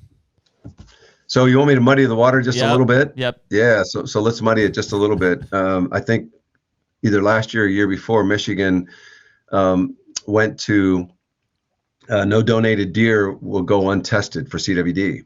Okay. Think about this for just a second. What is the deer price? Now we're going to ask FHFH processors to hold on to deer for maybe 2 months until the test results come back, right? Where are you going to store that? Yeah, where are you going to store all those 1 pound packages of burger?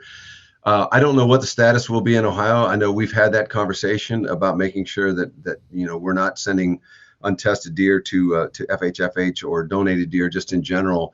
But think about, I've talked to Josh Wilson about that. I mean, that will turn things upside down if all of a sudden, if a deer is killed early in the season, it's very possible that it could be up to a month or more before the test results for that deer come back. And you're going to ask that FHFH processor who you've already asked, to take processing for $100 can you just hang on to this, 47 tons of deer until we get the test results back? Why would it be their responsibility to hold on to it, Mike, as opposed to here's the meat back, now just you have to wait or it's they could distribute it. That's also, Jared, that's also a great point. That's an option, right? I mean, that is an option. Just you want to you take it, but then they got to worry about who they wait. Did I call Joe and tell him that it's safe? Did I call the church and let them know? So it just gets super messy when we start bringing testing into CWD testing into the discussion. So, which is the hard part around anything food oriented, right? That's why there's the FDA involved in so much. So I mean that becomes a major sticking point for sure in being able to scale this thing at a large state level at least. And we've also, we haven't talked about the impact that, just the presence of disease on the landscape, how it's affected processors in other states. Many states, you'll have processors that will not take deer that have been tested because they don't want that. They don't want that in their shop, right?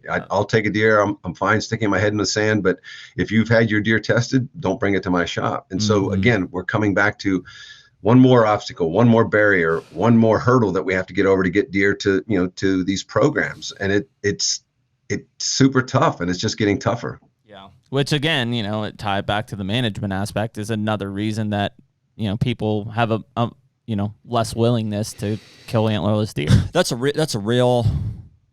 That would be a big one to address. I mean, if guys had a clear path to getting these deer processed, I think they would be much more incentivized or willing to shoot more does. Mm-hmm. Amen. Yeah, I think we all would agree on that. Yeah. Open to feedback, right? If people hear it, and it's like, man, there's got to be some creative ways to fund something like that, because the processors aren't incentivized by money. You got to pay them, mm-hmm. and the hunters are incentivized by having the process. Well, and the problem with most local processors is they can't scale because of either resources of hiring and or space. Like they can only hold so many deer. There needs to be more processors, not just like, hey, more capacity. Yeah, or larger processors. And then the third one that we, kind of get into is, and so I, per that would be of the opinion, it doesn't make sense to like pour gas on the fire until you have like a way to process those deer, but it would be your antlerless specific harvest and or promotion of doe harvest, period. Whatever type of marketing campaign. So can we tie back into that, Mike? I know that you wanted to talk about it, but talk about like an antlerless season structure. Yeah. So it's just a great story to tell, and again, it comes with 3 decades of being on the job and being malleable and responsive and open-minded and listening. A couple years ago, I had an opportunity to one of my colleagues asked me just to have lunch with one of the landowners. This was up in, I guess it would have been either Wayne or Holmes County. I can't recall. Anyway, super nice guy, has one of the very largest landowners in the state, a very, very successful businessman. I had dinner with him and his family. And he wanted to, I'm laughing here as I say this, but he wanted to tell me how we need to manage deer. And I'm doing my friend a favor. I'm like, I'd absolutely love to have lunch with him. And so we sat there for the better part of 4 hours, and I was mostly lectured to, and it was fun. I mean, what was really interesting was just to watch his children. It was a Mennonite family, and his children sat at that table. They probably were anywhere from 3 to, I don't know, 15 or 16 years old, just soaking up the conversation. Like they just loved to hear what we were talking about. I just was fascinated by that. But he said something that, I told Dennis, my friend, I said, he apologized profusely. He said, man, I know he wore you out. You had like 14 other things you'd rather have done that day. And I'm like, no, it was perfect. I said, because I left there with one thing that really, really resonated with me, that 10 years ago would not have resonated with me. And that is, Devon said, Mike, you really need an antlerless-only season. He said, because I am not going to step foot. I'm not going to open my back door out of fear that I move my buck onto my neighbor's property and he shoots it. He said, but if you had an antlerless-only season, except for the folks that weren't law abiding, we'd have a level playing field. And I wouldn't care about my buck moving onto my neighbor's property because I know that he would not shoot it. He could not legally shoot that deer. He said, we would be happy to stack does up like cordwood if I knew that everybody was playing by the same set of rules. And that is, having an antlerless-only season. So you restrict people to killing only antlerless deer. And it occurred to me that all of these things gelled at about the same time, just as soon as he said that, because we know from surveys that we do with our hunters over the years that folks, we can go back to the first trail camera that arrived on the scene and how it has revolutionized the way that we hunt deer. But but that's okay, good, bad, or indifferent. The reality is that we have to change and adapt to that. But let's face it, today, you're watching deer year round. You've got the deer name that you're going to hunt. You're hunting a deer. It's your deer. You don't want to move your deer onto your neighbor's property. You've invested thousands upon thousands of dollars in corn and cameras and feeders and the whole 9 yards. We're just hunting deer differently than we used to. Yeah. And so it just makes sense. Like, that guy's spot on. And I've heard it multiple times afterwards. It's like, why don't you just have an antlerless-only season so that I don't have to worry about someone else shooting my deer? Back in the day, prior to trail cameras, you didn't say that because you didn't know what existed unless you got lucky and maybe on a Sunday afternoon drive with the family or right at sunset, you saw a deer. Now you got eyes and ears in the woods 24/7. So we know what's out there. We know the cost of moving around. We know what it, you mentioned it earlier. I don't want to shoot deer early in the season and ruin my chances of, harvesting a buck, because obviously if you're field dressing a doe, you can't be shooting a buck, right? We get that.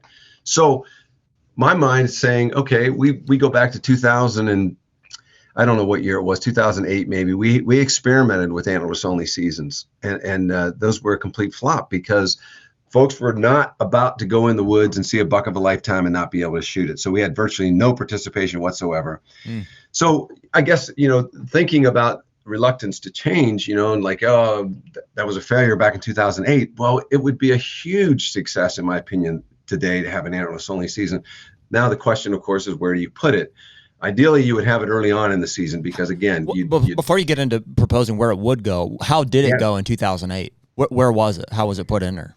It was actually, Jared, it was tacked on. It was like a PA system, actually. It was after the 7-day gun season. I think it was the weekend following. So, back then, it was even before we had Sunday hunting. So it must have been, it was like a 2 or 3 day season after the 7-day gun season. So it would have been, early and buck December. Season was stopped at that time? What's that? And so yeah, you couldn't kill bucks. Okay. I think archers were able to, but it was a firearms antlerless only season. Okay. Seems right. Okay. All right, cool. Sorry, go ahead. And it failed. No, that's good. That's all good. So I guess the point, the point is that I think 2 points there. There's just merit to keeping your eyes and ears and mind wide open to the way we manage deer, because I firmly believe he hit the nail on the head there, that folks would be willing, much more willing so than they are now. Again, it's in the weather here in Ohio. We oh my gosh, sorry to get off on a tangent here, but we forever, our wildlife officers, they would keep track of contacts that they made during each of the different deer seasons. And we were seeing the contacts during gun season go down, the harvest in the gun season was going down. But our surveys, interestingly enough, our annual surveys would tell us that still 80% of our hunters were participating in the gun season. So the light flickered. Eventually it went on and we asked hunters, okay, tell us how you're hunting today during gun season compared to your first hunt. So maybe the average year of the first hunt was like 1974. Guys were hunting just like you thought. They would sit on a stump for the first day, and then it was still hunting, and then it was drives by Saturday, right? Yeah. Today I'm sitting, and there were no one hunted from a tree stand back in the 70s and 80s when I started deer hunting. Certainly not during the firearm season.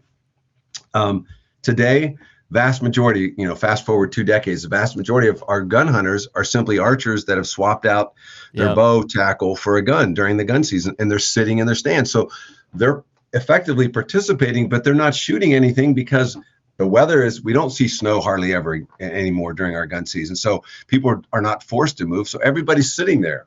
Yeah. You're waiting for Jared. Jared's waiting for you. Nick's waiting for someone else, and no one moves. So it's a cat and mouse game because if you move, there's a good chance your deer is going over onto your neighbor's property. And someone mentioned early on, this small parcel size here in Ohio, and that's a plague. I mean, it's a curse because of that very reason. That's why people bait. That's why people don't move, because the minute you move, a deer moves, 2 steps and it's onto your neighbor's property, and it's fair game. So it's so complicated, but intriguing at the same time. Are you saying that there is not any less rifle hunters now than there were, or it's relatively the same? So numerically there are fewer hunters, but the proportion of the hunters that we have left. So let's say we've gone from 500,000, 80% of those were hunting during the gun season in 1980. We had 400,000 guys out there. Now we're still at 80%, but we only have 300,000 hunters. So we've got 240,000, but they're sitting in tree stands, not moving a muscle, as opposed to walking around and moving deer so deer could get shot. Yeah, that's interesting. And that's being gauged just by contacts in the field, or well, that was first. That's what started licenses. It. Like officers were reporting fewer contacts; they just weren't seeing people.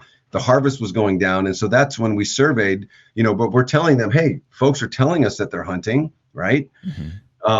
and so then we got to asking people how they hunt, and that's when everything came together. The final piece was put in the puzzle that they're just hunting differently, and they're not moving. Well, they are, definitely. Think about the access. What once was like several open farms that you could still hunt through and stuff is now very closed borders. I mean, stands on box blind on this border, box blind on this border. You step over it, cell cam's got your picture. It's to the landowner. I mean, all of that has changed dramatically the way that we hunt and have access to hunt. Well, even that, I would have thought that the evolution of crossbow technology would have yielded a slightly higher, archery participation number.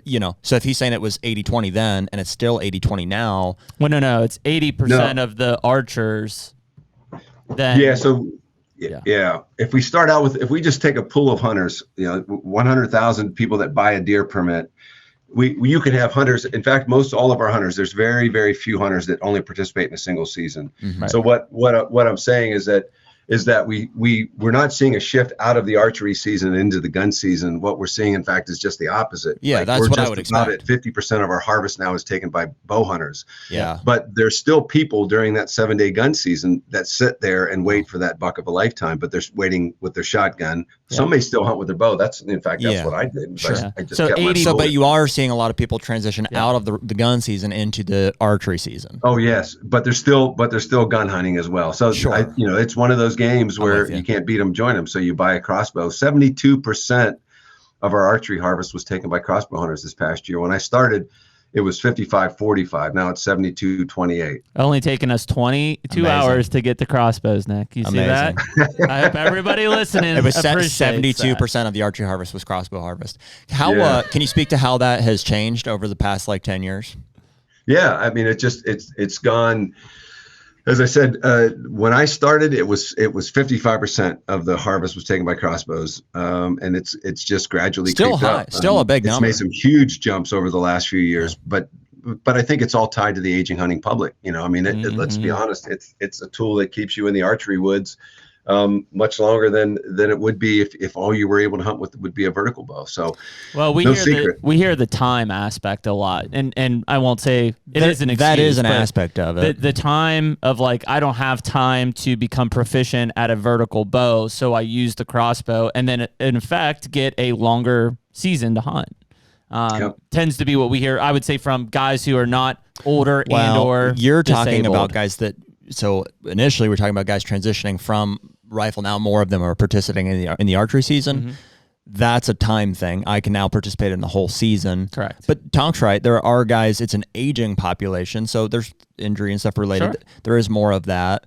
But certainly, I think that there is if you could pinpoint and say how many guys that 5-10 years ago would have been hunting with a vertical bow are now hunting with crossbows. I think that number has at least doubled. Why? Because of improvements with the technology, lethality, and also, when paired with other, crossbows and corn piles and box blinds. There we go, bingo.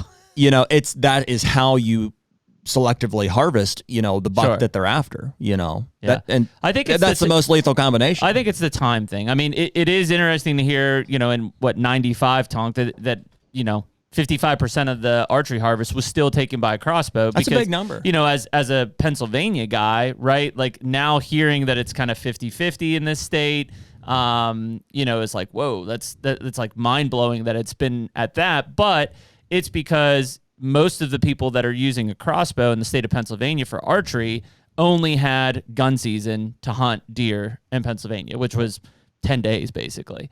So in order to have more time to potentially harvest something, they get a crossbow because now it's legal, and they have essentially 6 more weeks to hunt. Well, who wouldn't take you up on that? It's like, I can hunt. I've only hunted gun seasons, and so fast forward to now, crossbows. You could say I can effectively hunt the whole season with basically a gun now, and they're like, yeah, why wouldn't you make that transition? Yeah, I would say so. I do think that the technology around it is probably one of the biggest reasons for that increase in harvest composition. We'll do crossbows overall today. Yeah, and even participation. Yeah, for sure. Yeah, but crossbows 10 years ago were not great. Well, I was going to say 55% in 1995. I mean, at that point, it was Excalibur, recurve looking crossbows. Like that's what you had. So like I guess it's hard to fathom 55% of that being. And was it just because the harvest overall for archery was fairly low at that time? Because you think bows in '95 were still fairly primitive. The harvest. My entire career, the harvest has been transitioning over to the archery season. It just seems like every year there's a slight bump in the proportion of harvest that's taken by archers, and I think there's a couple other things going on here. And deer management, of course, as you guys well recognize, is complicated, and you've got to consider. Interestingly enough, you got to consider what's going on with our society too, and what's going on with the deer population. But keep in mind, all the while, this 30-year career that I keep referring to, what's happening here is deer populations are getting larger. So we've got deer now in places that did not exist 25 years ago, in some places 10 years ago, right? So and most of these places are where most of our hunters live. So now you have an opportunity. You don't have to travel to Meigs County from Cuyahoga County to hunt deer. It doesn't have to be a giant adventure. It doesn't have to be a weekend ordeal. You can hunt before work, after work, on your lunch break. It may not be a traditional deer hunting spot, but obviously those are archery only places, around these urban areas and maybe suburban areas. So I think the growing deer population, which provided opportunities that gun hunting would, in places where gun hunting would not be feasible, that's certainly has fueled the fire. But I think we've never really asked folks this, but I think it's fairly obvious that you see, and I hear from gun hunters, there's probably 18 or 20% of our hunters that are dyed-in-the-wool gun hunters. That's all they do. They're not real happy with what they perceive as special treatment for the archers. And where was I going with that?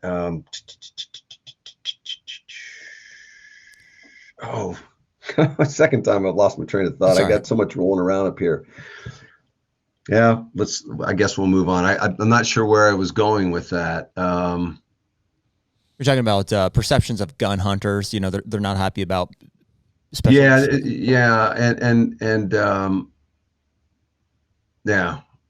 We'll just move on.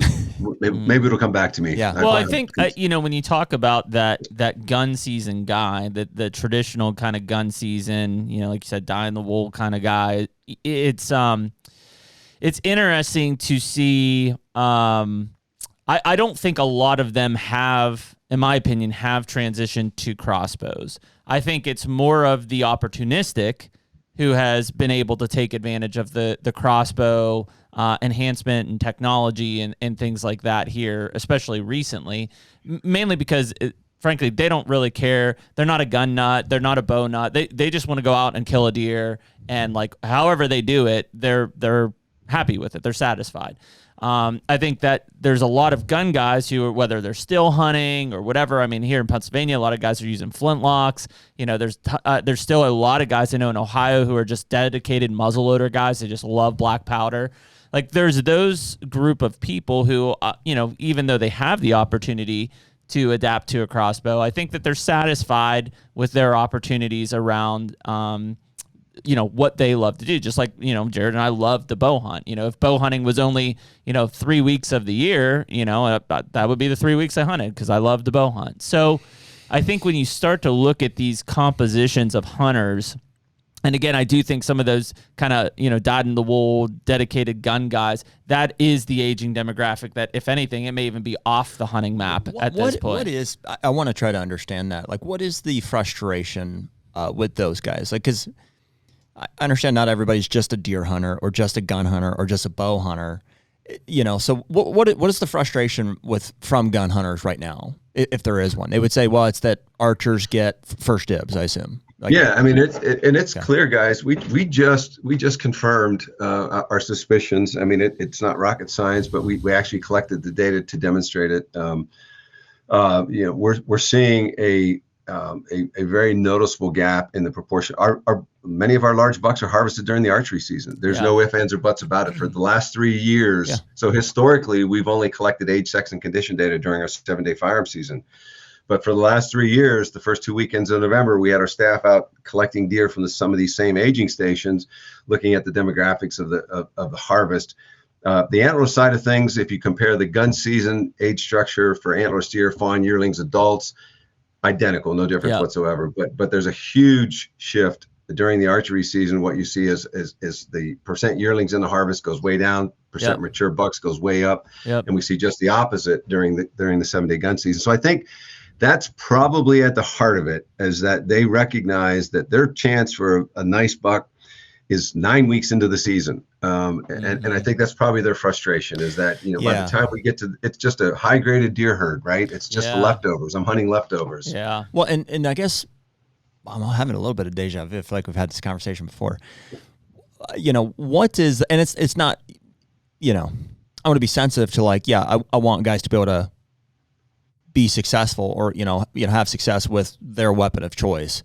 But it's not like you don't have an option, so, and maybe it's fairly insensitive of me to say, but you could hunt during the archery season. Sure. With the crossbow or whatever. With whatever. Yeah. I mean, there is an opportunity. If the problem is you want to be able to hunt earlier, then hunt earlier. You just got to use a different weapon. Yeah. Yep. And I realize that sounds bad coming from an archer, so I get that, but. Yeah. No. I mean, there's one guy in particular, wonderful gentleman. I've had multiple conversations over the years. We've just had to agree to disagree, because I keep coming back to what you just said there, Jared. I mean, there's no reason except for, the $1,000 purchase standing between you and the archery season. Sure. I mean, I get that. You don't want to spend the money. You want to go back to the way that it was, right? You want the gun season to be the big season. Yeah. And in some ways, I'd like to see it be the big season again. But that's not coming back. So if you're disappointed, get her in crossbows, and it might be. Well, so I mean, Mike, maybe I'm wrong on this. I vaguely remember looking at the statistics from this past season, and there were more deer killed in the archery season than there were in the regular gun season, correct? Absolutely. That's amazing. That's so hard to fathom. 100 and let me see. I've got that number right here, guys. It was 104,000. It was a record archery harvest. 104,076 deer taken during the archery season, as opposed to gun season was. If we look at our 7-day traditional gun season, total harvest there. Drum roll, please. 71,000. Wow. That's 71,000 versus 104. Wow. So 30,000+ more deer. Well, I think that speaks maybe to the nature of those two demographics of hunters. Is I would have said, and maybe it was all people at one point in time, but certainly gun hunters were deer hunters. They were out there to get it, to shoot a deer.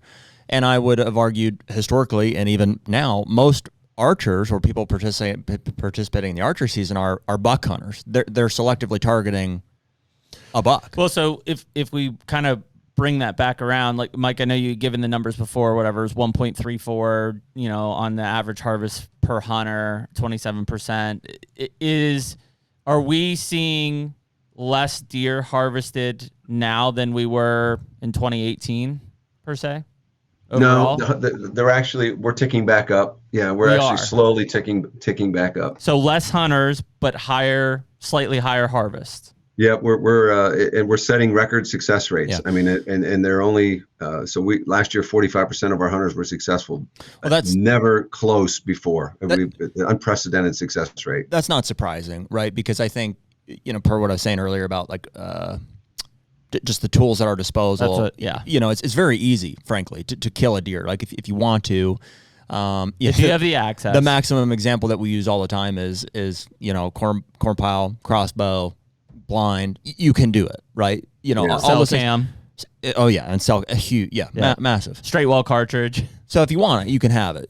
There's a cost element to it. There's a barrier there, but I mean, to me, you almost have to try hard not to kill a deer. I mean, for most folks, it's it's super easy to kill a deer, and that's why we're seeing success rates where we're at. Odds are, if they didn't kill a deer, is selective. They chose not to. They chose not to. They chose not to kill a doe. Which speaks to what I'm saying is they're buck. selectively, they're targeting a nice buck. That's what they want to shoot, and I do too. Yeah, I get it. Well, and so that there's like where the road really forks, right? Because due to high deer populations, we don't really want to take away opportunity, because we need every opportunity to reduce the deer herd, or, in the greater public's eye, we don't look like we're doing our job. At the same time, the more tools and opportunities at our fingertips, crossbows, corn pals, cell cams, etc., the more impact it probably will have on the quality of the herd overall. Well, there's a dual thing there. So like, I don't think that Jeremy and I have been deceptive about what our objective is, like, or what we would like to see. I'd like to see more older bucks on the landscape. And along with that, I would be in favor with a higher harvest of does. So that's challenging, right? Because, the opportunity allows for higher deer harvest, period.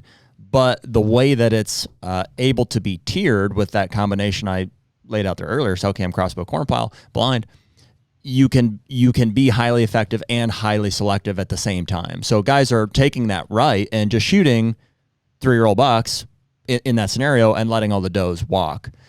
And so we'd want to see both. I would like to see the opportunity to do that limited, but the incentive to harvest antlerless does increased, if anything. Which is where the earn a buck conversation always came up or pops up. Or the doe specific, or the processor, all the things we've talked about up until this point are potential solutions for that. Yeah, I mean, it's like, what can you do to almost force the hand of an antlerless harvest, by a hunter? That's I got an idea. Yeah. Actually, I got two really, again, data driven. This is not a dream that Clint and I had. This is some of the most amazing data that I've seen in my career, guys. And I think it won't surprise you, but having data to support this is really, I think it carries the argument so much further. But what we looked at was we took every successful hunter, and we looked at the week of the season that they killed their first deer. Okay. And then we looked at the total. So in other words, let's just say, we'll keep things simple. We had a 4-week season. Every one of our successful hunters went into one of those 4 weeks when they killed their first deer, right? If you look at the number of deer killed by the hunters on average that kill their first deer during the first week of the season, it's something like 2.1 deer, as opposed to hunters, and that first deer has to be antlerless. When that first deer goes to an antlered buck, that number drops to 1.4. Okay. So the sooner, and the other thing that's insane is when you look at the proportion. If you look at, we put hunters in two piles. Jared, we're going to put you in the buy and fill and buy, right? You buy a single permit at a time. Jeremy's, he's buying 2 permits at a time, right? He's a multi-permit buyer. You're a single permit buyer. He's optimistic. Yep. Jeremy, every single time is going to kill more deer than you because he's committed.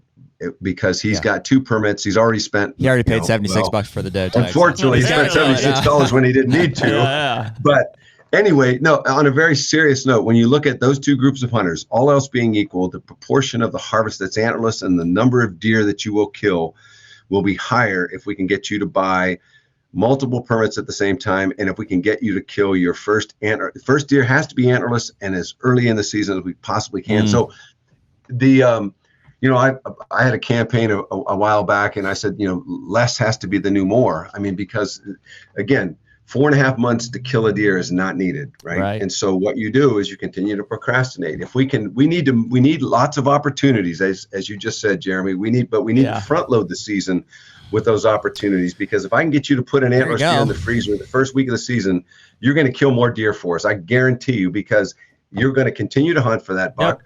That buck's not going to show. You're going to have a permit in your pocket that you paid $76 for, and by God, I'm not going to waste this thing. So you end up, I mean, the data is there. It's black and white. So we need incentives, and we need, and again, this comes back to where we started our conversation about this overly simplistic system was nice. It's nice for hunters. It makes it easy. But we put them behind our back when it comes to managing deer, because we don't have any constraints. We don't have any chutes to run you down.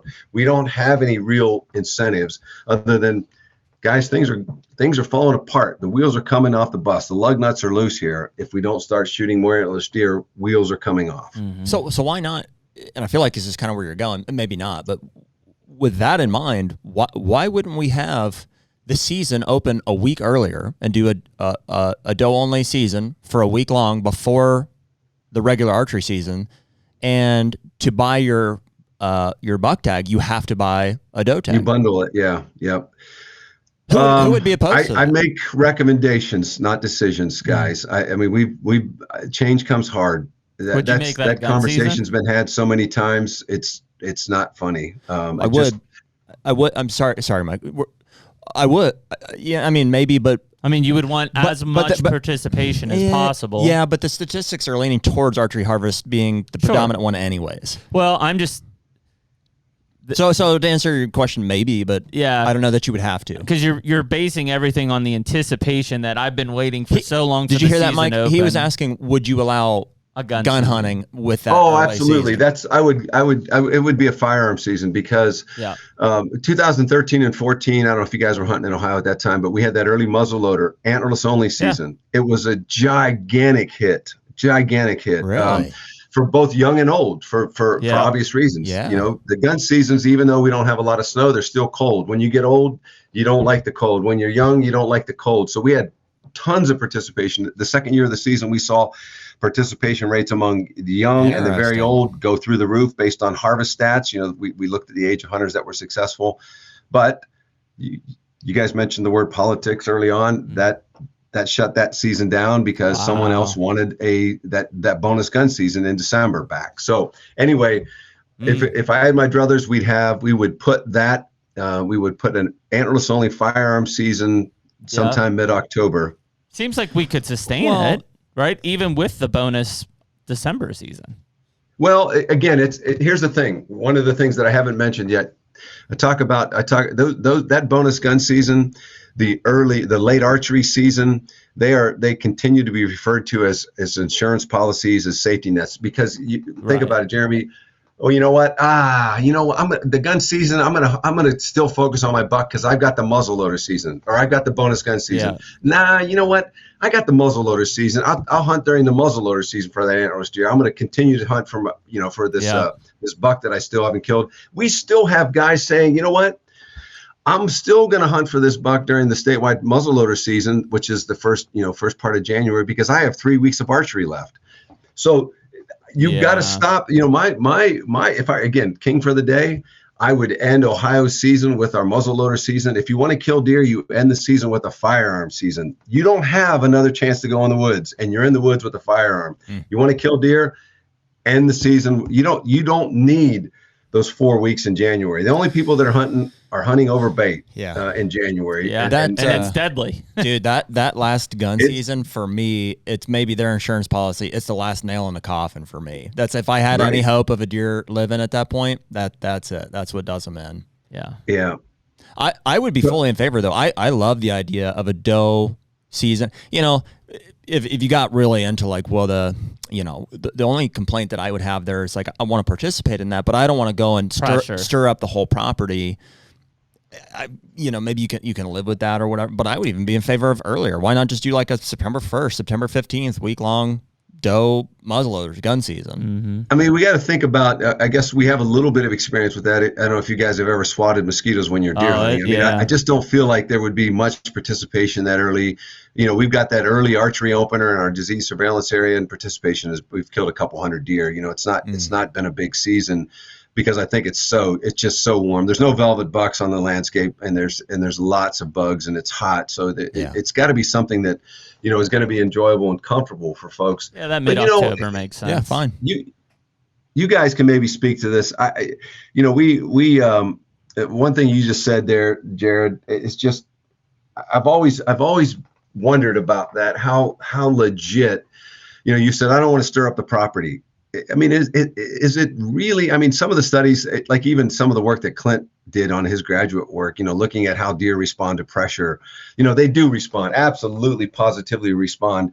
But that's after like 4 or 5 or 6 or 7 trips into into a particular stand, they start using other places. Sure. You could, Jeremy, I don't know how much work you did, but you guys, the deer respond to pressure. We do. But would a weekend hunt really have devastating impacts, on patterning deer? And I mean, they Probably might move not. off the property for the day, and you'd have to make it, hard to say. antlerless only for that weekend. Archers couldn't even take, because back in 2007 or 2013-14 with that early muzzleloader season, we let archers continue to hunt with they could kill bucks, and that I don't think I'd want to do that today. Not with the popularity of archery hunting, but that was the only way we could sell that season was you guys can continue to hunt with continue to hunt bucks. It's hard to say. Like if you asked me just literally on our property, because my first priority is to kill a buck.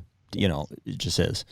And so when it comes to does, I will shoot does opportunistically within, I'll pay the $76 for the tag, but we can figure out, I have that. But now. the majority of them are late. A lot of them are, it's an opportunity for us to bring kids in, because we've got a larger property, and it just, we want to, right? It's a cool opportunity to get kids out there. And it's so if in a scenario it was like, hey, the weekend or the week leading up to the regular archery season, we're going to potentially bring all these kids in for a gun hunt. I'm like, yeah, I don't know. It wouldn't excite me as much because there is that element, whether it's perceived or in reality, that it's going to booger some things for a while. Yeah. I don't know. I had proposed, and I thought my initial, I was told that it was going to fly, is that we were going to convert this year, that our December late the bonus gun season, the weekend bonus gun season, was going to be converted to antlerless only, and they changed their mind at the last minute. That was my hope, is that that would work really well for folks like the guy that I was telling you about earlier, that this is a great opportunity. Most everybody's killed their buck by now, and they're ready to do, you guys that belong to deer camps, right? Everybody gathers in the summer to cut shooting lanes and to clean up the camp for the fall hunting season. Yeah. This might be something, I envision this December, mid-December hunt as a like you said, let's celebrate, this is our doe weekend, let's make a big deal out of this. We right? used to have such a blast for the 3-day doe season in Pennsylvania, and there's people listening to this that will echo it, of like, you just spent 10 days trying to kill a buck, and at that time there was no concurrent buck doe season. So you spent 10 days trying to kill a buck, trying to find that lucky strike on the head, right? And I mean, you're frustrated, you're exhausted. Most of the guys, if they did kill him, killed him opening day, so it was 10 plus days ago, right? And now all of a sudden, here's 3 days dedicated, and I'm telling you, it would sound like Vietnam out there at daybreak. I mean, every valley, everywhere was just exploding, and guys were not worried about walking into bedding areas. They weren't worried about you just went and you hunted, and in 3 days, right? That was the majority. We killed a pile of does. I think that would speak more to, again, whether it's perception or reality.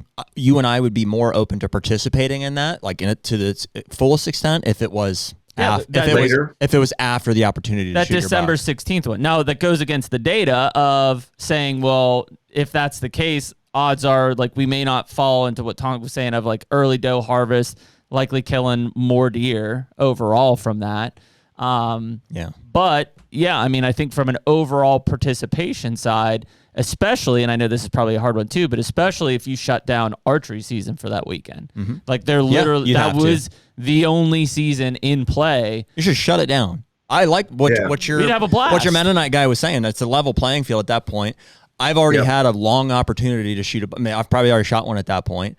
I know that my neighbors can't shoot them if I push, if we're just in there gun hunting and stuff. And I don't even have the option to go and bow hunt Yeah, we would absolutely participate in that season. 2 days, just pile them up, stack them and whack them. I can go longer than that. I go the big I guess the other thing that when we go to make these asks, we bring the data with us, and I forget what the number is, but I'm sure it's probably in the mid 70s in terms of the proportion of that 2-day harvest that's antlerless only. Already it's about 75% of the deer that we're killing during that 2-day season is antlerless only. So we're not talking about taking away much of an I'm here, and the game, and it's all about you guys recognize this. It's all about balance. It's a cost benefit analysis, and I'm convinced that season would have been incredibly popular. And we could have made because I think the thing is, guys, we need to embrace the way you guys like to hunt. We have to embrace the fact that you really want to kill a trophy deer, and that's perfectly fine. But you're also willing to help us if we provide you with the tools,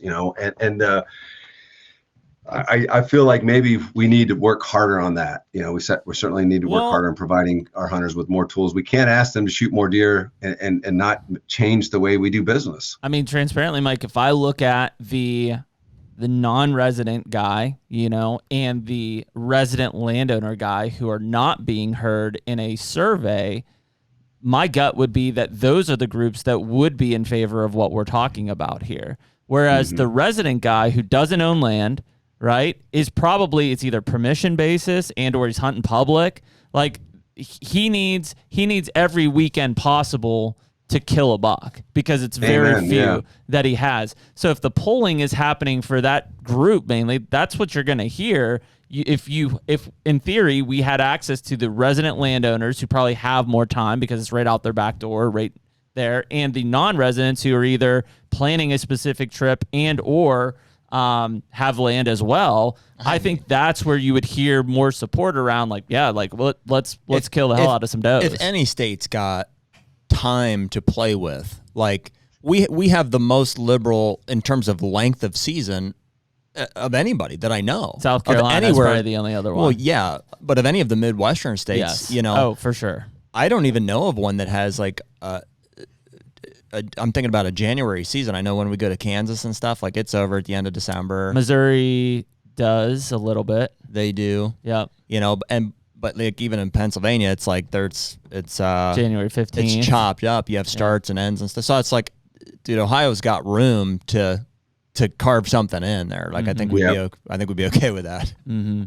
It's just it's problem with state government is once you give something, it's practically impossible to take it back. I mean, that's the challenge. I mean, but hard decisions are going to have to be made. I mean, we're as I say often, we're not here to make friends. We're here to manage a resource. And I think if, having lengthy conversations, if I had 3 hours to talk to every hunter in the state or even 15 minutes, I think we could make a difference. But those opportunities just don't exist. I think we have seminars and 14 people show up and, it's 2 families with 6 kids and that kind of thing. And I think, we don't reach enough people. We don't have these conversations often enough with our hunters for them to understand what the challenges are that we're facing. That's most states, though. Yeah. I mean, across the board, it's perceived as a resistance to communicate with the general public. The reality is, it's the resources and ability to communicate at a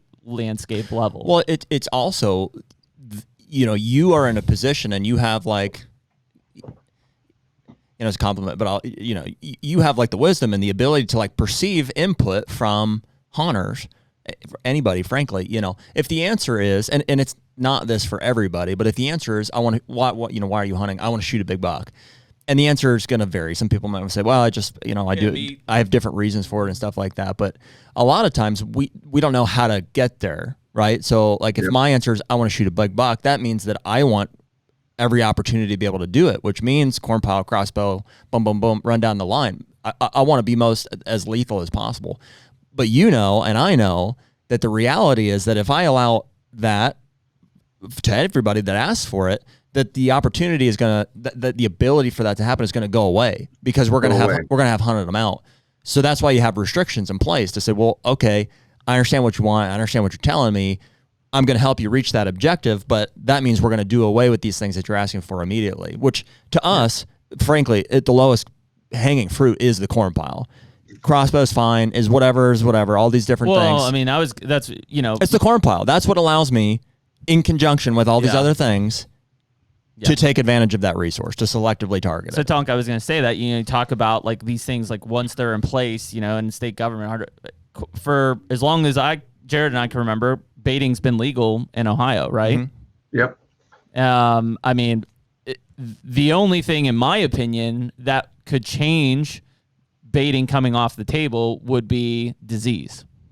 Yep. And of course. And what? Just disease. Like other than that, public opinion, I don't know if there'll ever be enough support to remove it. I think you nailed it. I mean, it's there's too much money involved. There's way too much. There's too many businesses. There's a lot involved. I mean, it's just a fight that I don't think will be won. I mean, disease would be the only thing I think is going to secure that. And it has north of Columbus, right? I mean, there are counties north of Columbus where CWD exists that there is no baiting. That's right. And, that's right. And at least from, and maybe it's not completely data supported, but it also seems like when that baiting was removed because of disease, it's not like you had a mass exodus of hunters up there that you just lost hunter numbers like crazy, right? Yeah. The thing there, though, of course, is we're talking about cornfields everywhere, bean fields everywhere. So baiting is obviously much less effective. I mean, unless you can put a sweeter corn or a bean down. I mean, it's not as popular. When it's effective, though, Mike, is once those things are picked. Yeah. Yeah. Yeah. Right. That's exactly right. Which happens to be the gun season. Mm-hmm. Yeah. So it's highly effective. Mike, this deer right here. That I said I passed earlier, he's standing in a corn pile. He stood there for 20 minutes. That was in January, right? That was December or January. Mm-hmm. Yeah. So these guys who say like, you can't kill a big deer off a corn pile. Yes, you can. You absolutely can. Mm-hmm. Yeah. Yeah. Whereas, I mean, where we're at, right down there in southern Ohio, like put a corn pile out in the middle of a 300-acre chunk of hardwoods. Guess what? They're coming to it. They're coming. They're absolutely coming to it. There's no question about that. Well, the disease thing too is like, I mean, dude, if we're transparent, like I don't think it has a factor. I know we talked to Mike Rex earlier too, and he shares the opinion that like there's no. I can understand the argument, say, hey, let's take away areas that deer are congregating, and we'll mitigate the resource or what the spread of it or whatever. I don't think it has any effect whatsoever, and in fact. To the point where even in CWD areas, I would say I'm in favor of feeding generally. Why? Because I think that it can benefit herd health. Yeah, I think you can supplement. Yeah, but that's not going to change the virus, or the pre. No, it's not going to change the virus. But so that fluid contact though is going to increase transmission, without a doubt. I don't think that it will. I think it's happening anyways. Well, there's, guys, I don't know, Jeremy, when was the last time you attended a Southeast Deer Study Group meeting? I'm curious. Has it been a while? Yeah, it's been 4 or 5 years. Okay. Yeah. So this year, there were a couple papers that were presented. The one that, and this one is probably the first one that has attempted to quantify. I don't know if you got the proceedings or followed this, but a gal that's now working for West Virginia DNR, Mm-hmm. she was working at the time as a grad student at Michigan State. Yep. It was an interesting project. I mean, it's one of the first attempts that I'm aware of, certainly that's been published to quantify the level of interaction at bait sites as opposed to so they were able to set up bait sites. They had properties there in Michigan. They were able to work with landowners and record interactions between deer on bait sites, interactions between deer, interactions with the ground, and then also compare that to, obviously places, food plots. They compared it to food plots, bait piles, and then they also just drove roads and looked at deer in natural settings and looked at they quantified the interactions, number of times deer interact where they could potentially be moving, bodily fluids between each other. Or the environment, obviously whenever they hit the ground with their muzzle, right? Those kinds of things. And it was clear. I mean, again, as scientific as something like that could be, I think she did a great job, but it was very clear that there were more interactions between deer and between the deer and the ground at bait sites. There's just no no denying that. But the question, of course, that I can't let go of, and I think you guys are hinting to. I mean, deer are social creatures. Sure. I mean, how does that compare? How does that interaction there compare to interactions at scrapes, interactions at rubs, interactions at licking branches, interactions? They're social animals. I mean, they're together all the time anyway. And I'm not minimizing. I'm just, Sure. This is about, let's have a conversation. Let's see if we can't look at, and this again was the first attempt to do that. And what they showed in that one study was that, under normal situations, deer tend to interact less during the winter feeding, whenever they were out watching these deer along roadsides. But it's complicated. I mean, it's super complicated. I mean, it's well to put it to rest. I mean, just look at and I don't know what they are, so maybe you guys can point to an example. Is have there been super high rates of transmission in areas where there is no baiting? Yeah. Yes. So, yeah. Case in point, I guess. But I mean, would it be, a faster rate of infection in where there is maybe, baiting? but doesn't matter at that point. Where are those areas that you're talking about? So Wisconsin would be one. Wisconsin, that's where I would go. Yeah, I guess Arkansas as well. I don't know about Arkansas's baiting. And are there other man-made? Like, is there mineral sites? Is there other things like that could be food plots? I mean, yeah. I mean, mineral. Well, in most CWD zones, it's banned, right? But good luck keeping everybody from dumping apples out the back, or putting a salt block out, or whatever. Sure, it happens. So, guys, I think this is a perfect opportunity. I think to we all need reminded. I certainly have to remind myself when I get into these rabbit holes. Let's come back. Let's pull back just a little bit. And I started I guess it was a presentation to our executive planning group back in February with a very simple statement. I said, CWD is a disease of cervids. So consequently, more cervids, more disease, less cervids, generally less disease. And I think we can tend to get tangled up in these discussions about baiting, about weapon types, about season lengths, and so on and so forth. But at the end of the day, if we want to manage CWD, we got to manage our deer population. Baiting is a footnote, in my opinion. I mean, baiting is a distraction. Maybe even I'd go so far as to say baiting, that baiting debate is a distraction. Let's talk about things that are much more important. Let's debate the merits of different seasons. Let's talk about seriously managing our deer population. And we wouldn't have to be having this conversation about whether there's more or less transmission at bait sites as opposed to not bait sites. You follow what I'm saying? It's just we tend to lose sight of the fact that this is really a deer issue and not a baiting issue and not a disease issue. If we can manage our deer responsibly and reduce deer populations, we're going to address CWD in a much better fashion than we would if we eliminate baiting and feeding, I would argue. Well, they are different issues, right? I mean, you can't have the baiting discussion without having the deer management, the CWD discussion first, right? And so what I'm saying there is, the baiting discussion is it's a privileged one to have, because if you're having that discussion, it means that you have like a huntable deer herd and it's not ridden with disease and stuff like that. We're simply advocating for, I mean, it's more complex than this, but at a simple level, we're advocating for, age structure, for bucks that are being targeted to be able to make it to the next age class. I think baiting is what's inhibiting it. That's the glass ceiling that we're hitting.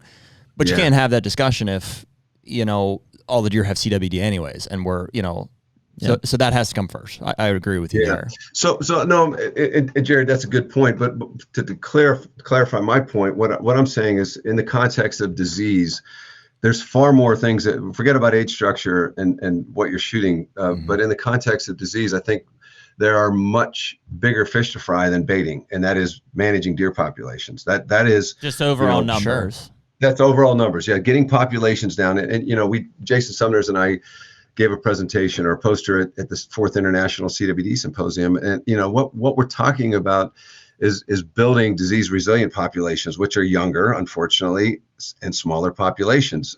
So then we could maybe bait in that context, right? Baiting might be something we wouldn't have to concern ourselves with, but in a situation where we've got that is an interesting deer. one. I've heard some guys, I don't know if it's Sumners, but talking about like the lower age and maybe. Oh yeah, it's absolutely. Maybe this sounds like maybe this sounds kind of heartless, but like if that's the case, my opinion is kind of like what's the point? Like I want to shoot big old bucks. I mean, if it's like, well, they're safe, but they're all 2.5 years old, then I'm like, well, who cares? Well, I think it is the one, because I don't know. It may have been Sumner's or. And maybe that's where you get into genetically modified. That's where some of that goes. These Oklahoma guys are like, well, what if all your 2-year-olds were 150, whatever. Somebody had the discussion of this to say that was the pathway back to what deer hunting used to be, which was hunt. You killed a buck. You killed a 2-year-old 8-point, and it was awesome. Like you were a talk of town. You paraded around. No, you can't go back. Once it's out of the box, once you know how awesome it is shooting. But what if they don't exist? It's like if you hold out for a Boone and Crockett deer on your property this year, and there's not a Boone and Crockett deer on your property, what's the point? Exactly. You quit. You find something else. You move on. That's what people do. Well, but I think people who've experienced that's why there's such a thing as the good old days. I think people that experience what it once was, which was camaraderie and deer camp and stuff like that, would have less guilt essentially going back to that, because that is what's available. Yeah, I agree. I mean that's just societal transition. Like there's always positive things that get lost as time goes on. So go back to your Oklahoma thing. Like what if every 2-year-old buck then was 170 inches? You wouldn't get a throw out of that. Right. I wouldn't. It's 2-year-old buck. I agree. And that's kind of my opposition to that stance. I'd rather kill 1-year-olds with a recurve at deer camp than... Yeah. Well, that's why I'm intrigued by the stocking discussion that we were having earlier. It's like, ultimately, if we get back to it, it's like, so even right now, talk about like these deer in Ohio, like that CJ killed and stuff. It's like there's a high chance that those were either stocked or came out of a high fence at some point generations ago. Sure. Like, it's not like it's 100% purity to begin with. It's like that's 100% wild deer, and it's like and it just grew like that. And it's there's a reason that's a 240-inch deer. Yeah. There is something sacred to it being organic. Like we want it to be removed from the stocking situation as much as possible. That's why I'm opposed to, or at least to me, I'm like, I don't like that necessarily. Sure. So because that's where that conversation leads. It's like, and it's a scary one, when guys are like, CWD is most prevalent in older age classes and where more deer are present. So we need to reduce the herd numbers, which I'm in favor of just generally. I think there's a lot of benefits with that, and reduce the age structure of and that's where I'm like, whoa, wait a minute. The only reason that most people are managing for deer or assign value to them is so that they can get old and have big antlers. And so if that goes away, and that's maybe just one It's a domino. example. I mean, that's where they're talking collapse. about replace them with, well, what if we could have genetically selected deer who are resilient to CWD and have much bigger antlers at a younger age? That sounds like that answers the problem, solves the solution. But do we want that? Having what I just said?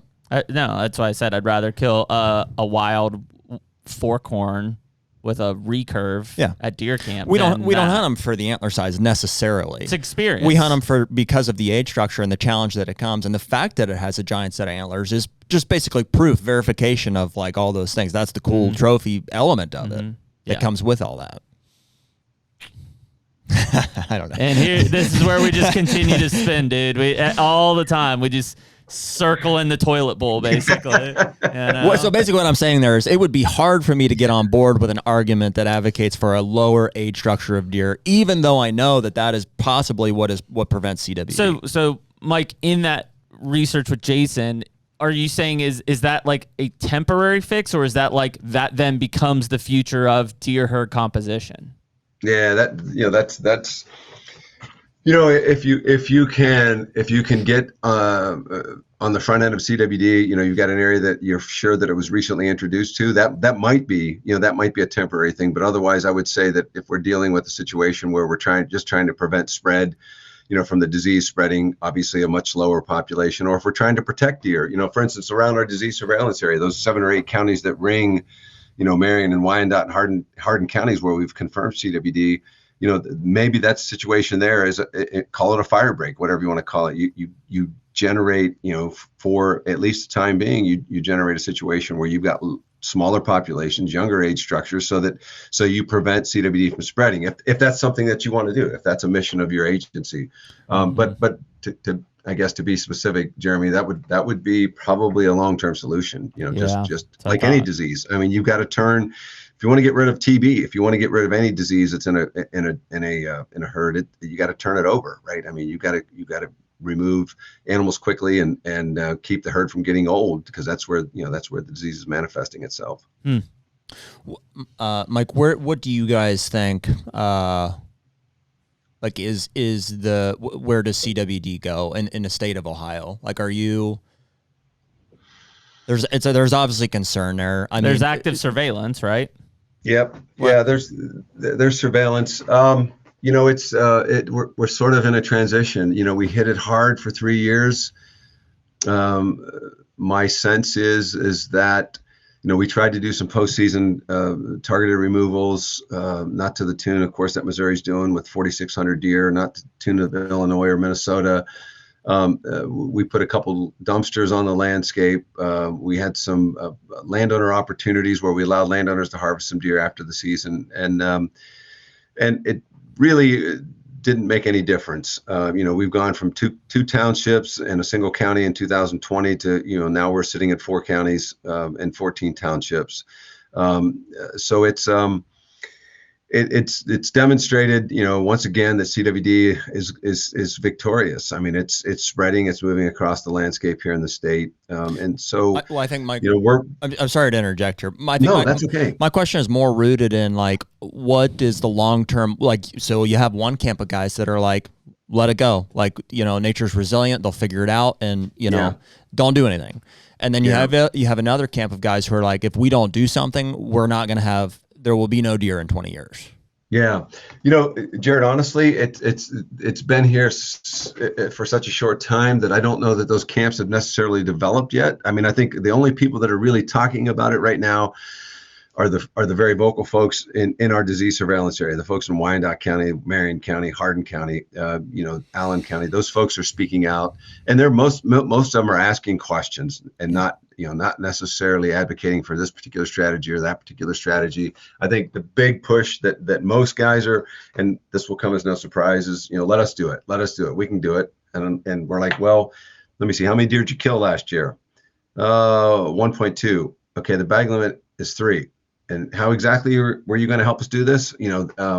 So I don't know that there's any amongst the hunting public. I don't think there's any particular opinion that has developed at this point, other than, you should let hunters do this. We can do this for you. Well, yeah, if demonstrated that they can't. If do this means harvest more deer, which is the objective of, the state agency.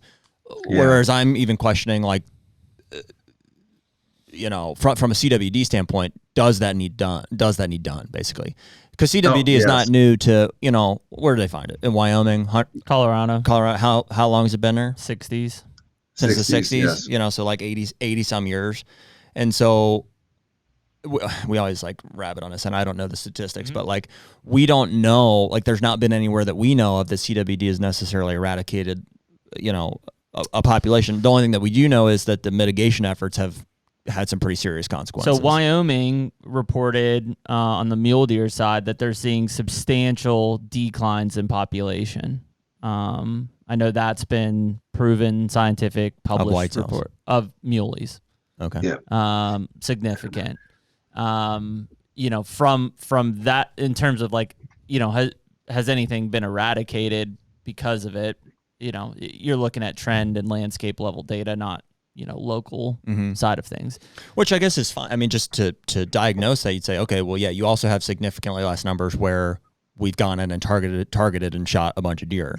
So the objective is, whether we do it or the disease does it, we're going to reduce the number of deer. So it goes back to the prevalence rate then, though. Okay. Because in a lot of the places, and Tom, correct me where I'm wrong on this, because I don't stay up to date as much, but in a lot of the places that we've targeted to reduce the populations, we're also trying to reduce the prevalence rates in those areas, versus where we kind of just let it go. It is reducing the population, but the prevalence rate is either also staying stable or increasing, meaning it's becoming more, a more infected, prevalent herd. And how does that happen? That seems like the opposite of how I think. So it goes back to, I think, his conversation of lower populations, younger younger deer from a standpoint of what that can sustain. Yes, but does it? Yeah, I was gonna say, guys, much closer to home. Also, Jeremy, I think I'd mentioned too. I think, to my knowledge, really the only other study that's been published on whitetail deer, it was either Montana or Wyoming. I continue to get that mixed up, but there was a paper that was published not too long ago that looked at the impact that CWD is having on a Montana, so a western whitetail deer herd, as opposed to a Midwestern or an Eastern deer, whitetail deer herd, which obviously we all know, very different scenarios, very different ecosystems, very different population dynamics, much more productive herds here.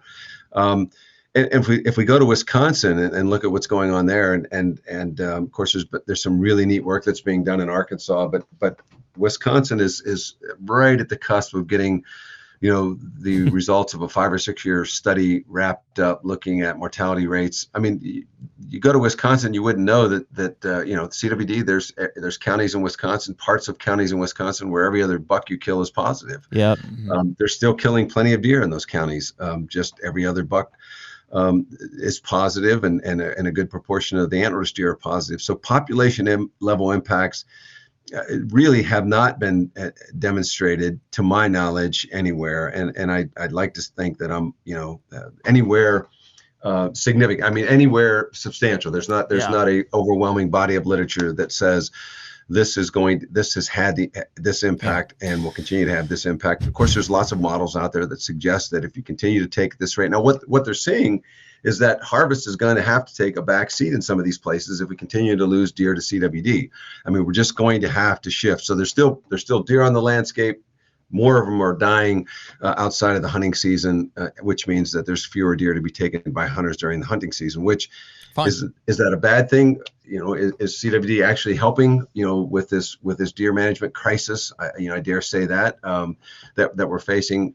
I'd rather not rely on a disease to help us manage deer, but some have suggested that that's possibly going to be part of the solution to managing these deer numbers if we can't do it through hunter harvest. I think one of my concerns with targeted deer harvest as a means of mitigating CWD is that if they are potentially naturally resilient, if there's like a DNA element to it, that if we're just killing deer, that we're also killing deer who are potentially the answer, naturally resilient.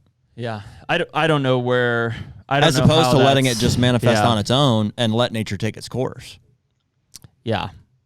Well, and I mean, I think a lot of that comparison goes to like EHD, which a lot of deer do build a tolerance to and can survive those things and can develop antibodies, and it's nowhere close to a disease comparison of CWD, where there is no, at least to my knowledge, no buildup of tolerance and antibodies and stuff. No, but there is. That's what they're saying. That's what they're claiming. That's what they're claiming. Yeah, and so that's this conversation that we may come back to at some point. Is there supposedly is a genetic trait that is, what's the word? It's naturally occurring. I don't know. Is it? Yes, that's what they're claiming. I mean, is it naturally occurring in a farm scenario? Is that naturally occurring? No, it's naturally occurring in a wild environment. Yeah, and yeah, I mean, obviously, I'm not like reading out of a textbook here. I don't know what it is, but if we get to have that conversation, you can tell us what it is. But supposedly there is a naturally occurring and wild deer herd recessive or whatever some trait that is resistant to CWD. Those deer don't get it. Okay. And so if that is true, that's basically the argument that there must be something to it, because that's Oklahoma's reached a point here where they're going to acknowledge that and also allow for but that's politics and money. That's social. Here would be my thing. If it is true and it exists in the wild population, it's like, holy shit, what did I get myself into? Yeah. If it is true and it exists in the wild population, then how are we not seeing prevalence rates decrease in wild populations right now? And in turn, that's the right question. How are you going to introduce 5 deer into a wild herd and expect to see that change? I don't know. Yeah, you would think that over time it would decrease. Natural selection would be a natural selection. I don't know. And we're not right now. We're seeing increases. Like Arkansas, I think Arkansas. Well, is it Arkansas or Tennessee, Tonk? That's got one of those areas has like the most insane prevalence rate. Like we've. Yeah, I think you might be referring to Tennessee. The hunting. What is it called? Famous for quail hunting in Tennessee. Off the charts. I mean, it's like over 60%, I think. 60%. Yeah, I was going to say 60, 50, 60%. It's probably closer to 60%. Oh, yeah, it's Tennessee. The name escapes me, though. I do think that one possible answer to your question is it has to increase before it can decrease, because it's not like 100% of the deer who can get it immediately have it. So the disease is spreading to the demographic of deer who could get it.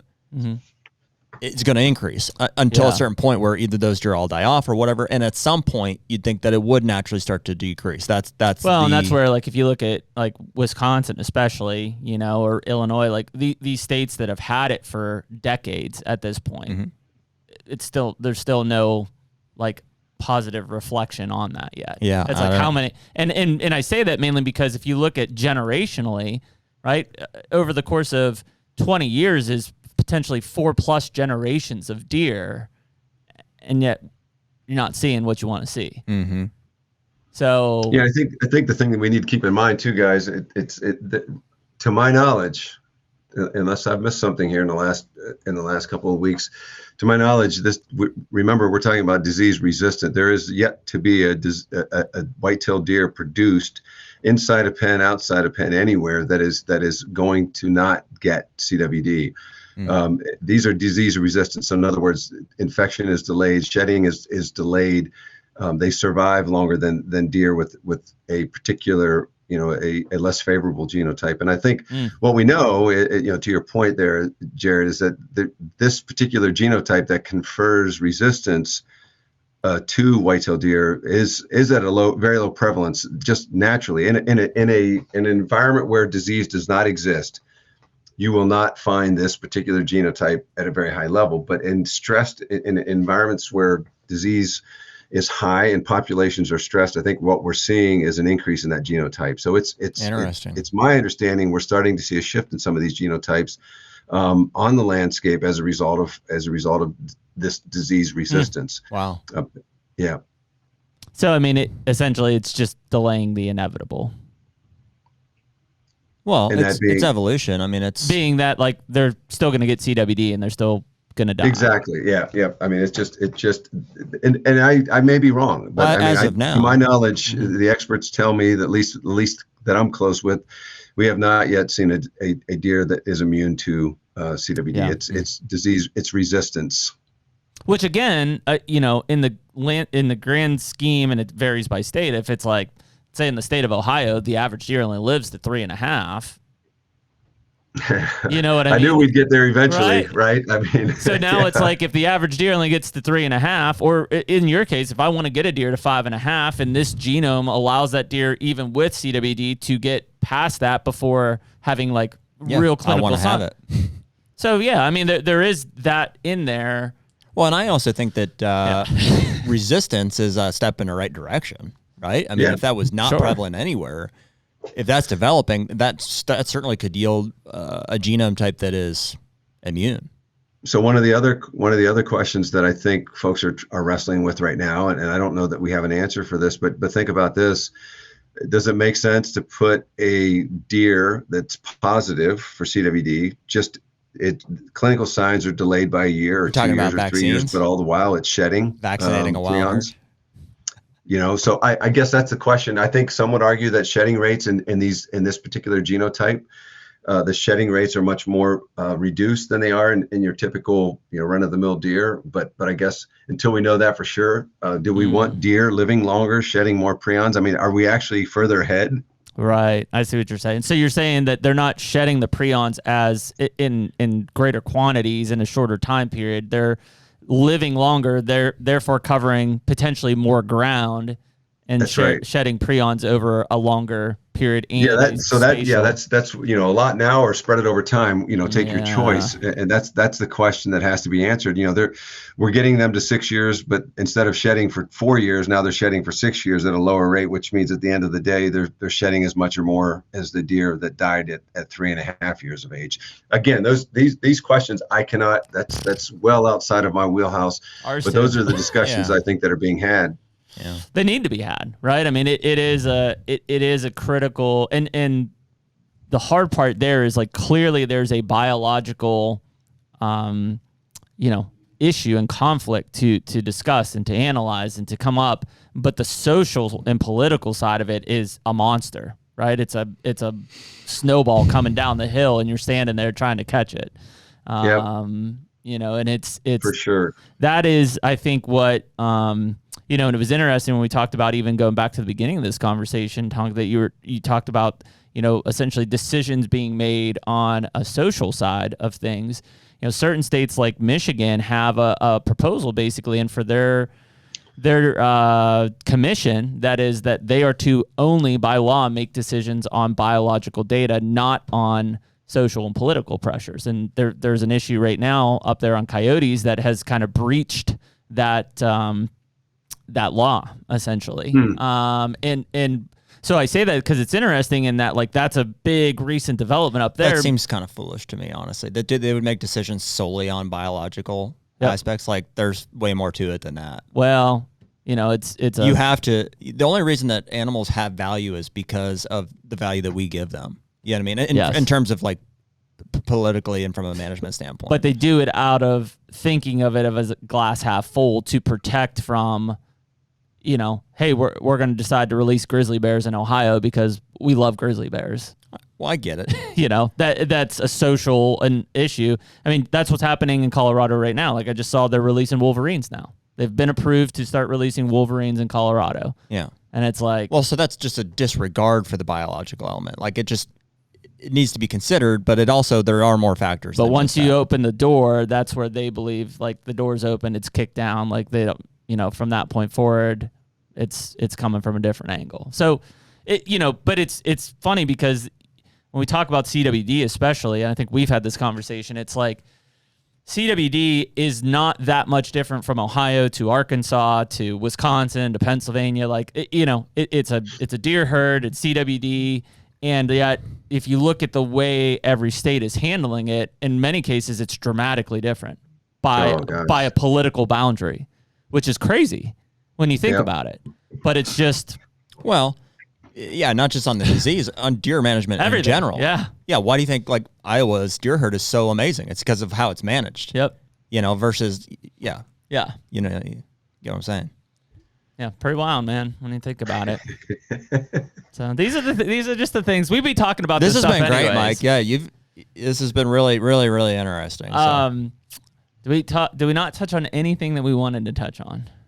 I'm sure there's more, but Mike, if you're willing, we'll have you back on in the future. Yeah, I think this is enough for the first one. That's been awesome. Yeah, I mean, there's so much there. I mean, first of all, Mike, kudos to you. Number one, and I knew this going into it, but super well-spoken, easy to communicate. Like, our listeners to this thing are not going to be, rolling their eyes in the back of the head. Like, they're going to be intrigued. They're going to be on the edge of the seat. And I say that not as a disrespect to other biologists that I know in the group, but like, there's some guys that like they couldn't be on this podcast because they're the way that they would communicate a lot of the things that we talked about today. Our eyes would be rolling in the back of our heads, right? Like, it's and that is the downfall, I think, from a state agency to the general hunting public is usually there's a bridge that cannot be, both sides of the party can't meet on. And it's probably one of the major reasons I got into wildlife and went and got a bachelor's and master's was because I always wanted to be on the scientific side and be able to take that and be like, well, I'm also you on this hunter side, and here's why this is critical, or here's why this happens, or here's why this is important. Because it just seemed like, even since I was a kid, that always lacked. So, kudos to you, man. I think obviously being able to communicate and share so much knowledge from an Ohio standpoint, I mean, regardless of if the listener even hunts Ohio, I think is going to find this is extremely interesting. Well, Jeremy, I appreciate that a ton. It means a ton to me. And part of me doesn't want to retire for that very reason, that I feel like I've for a chunk of my career, I enjoyed a lot of success, I think, because I'm wearing muck boots rather than wingtip shoes. Most people don't even know that I have a PhD. They don't, they call me Tonk. They don't even know what my name is. Right. And so I'm pretty down to earth, pretty rooted, and unfortunately probably way too passionate about this job. And that makes it really hard when you see, I can see where I need to be and I can see the path there, but it's just getting there, constantly being throttled, right? I mean, it's just not going to do that. We're not going to change, we're going to keep things going until, I had one chief one time say, we're not changing anything unless they beg us for it. And I just quickly said, listen, we're the experts. They don't have the knowledge and the skills and the abilities to ask us to make this change. We're supposed to lead it. We're supposed to sell it. We're supposed to convince them. We're supposed to share the data. We're supposed to help them make that decision. So that's the kind of, the kind of things that make this job easy to walk away from. Is just, you're just constantly running into that battle, and this, the structure of state agencies makes it really challenging. But I've enjoyed it. I appreciate you saying that, because it means a lot to me. Communication is huge. I've had guys that start the conversation with you, MFer, and then they would want to buy me lunch, at the end of the conversation, because you can't hurt my feelings, right? I mean, you just not. I know you're passionate. I understand you, and I'm going to try to figure out how to work with you. Well, I mean, for what it's worth, Mike, the reality is as much maybe doomsday things we talked about and challenges that Ohio has, and kudos to you on your 30-year career, it is quickly becoming a major hotbed for passionate whitetail deer hunters. The state, as much of the doom and gloom we talk about, I mean, Ohio is a banging place to hunt. It's the reason I bought property there, right? Is that it has and affords the opportunity to have great experiences and the potential of giant mature bucks. I mean, there are a lot of states that are going for now the opposite direction. Yeah, for now. Yeah, there's a lot of states that are going, I think, the opposite direction. And if you look, across the board of what people are killing in Ohio, like, with some of the issues we talked about, there's plenty of people, probably Jared and I at this table as well, that said, man, one or two of those changes and we'd be as good, if not better, than Iowa. But you've positioned the state to, be a very much a mecca for, traction. That's why 70% of your, license sales are from non-residents, because we won't come to Ohio and hunt. Well, I've enjoyed it, guys. I would love to have the opportunity to come back and spend some time with you again.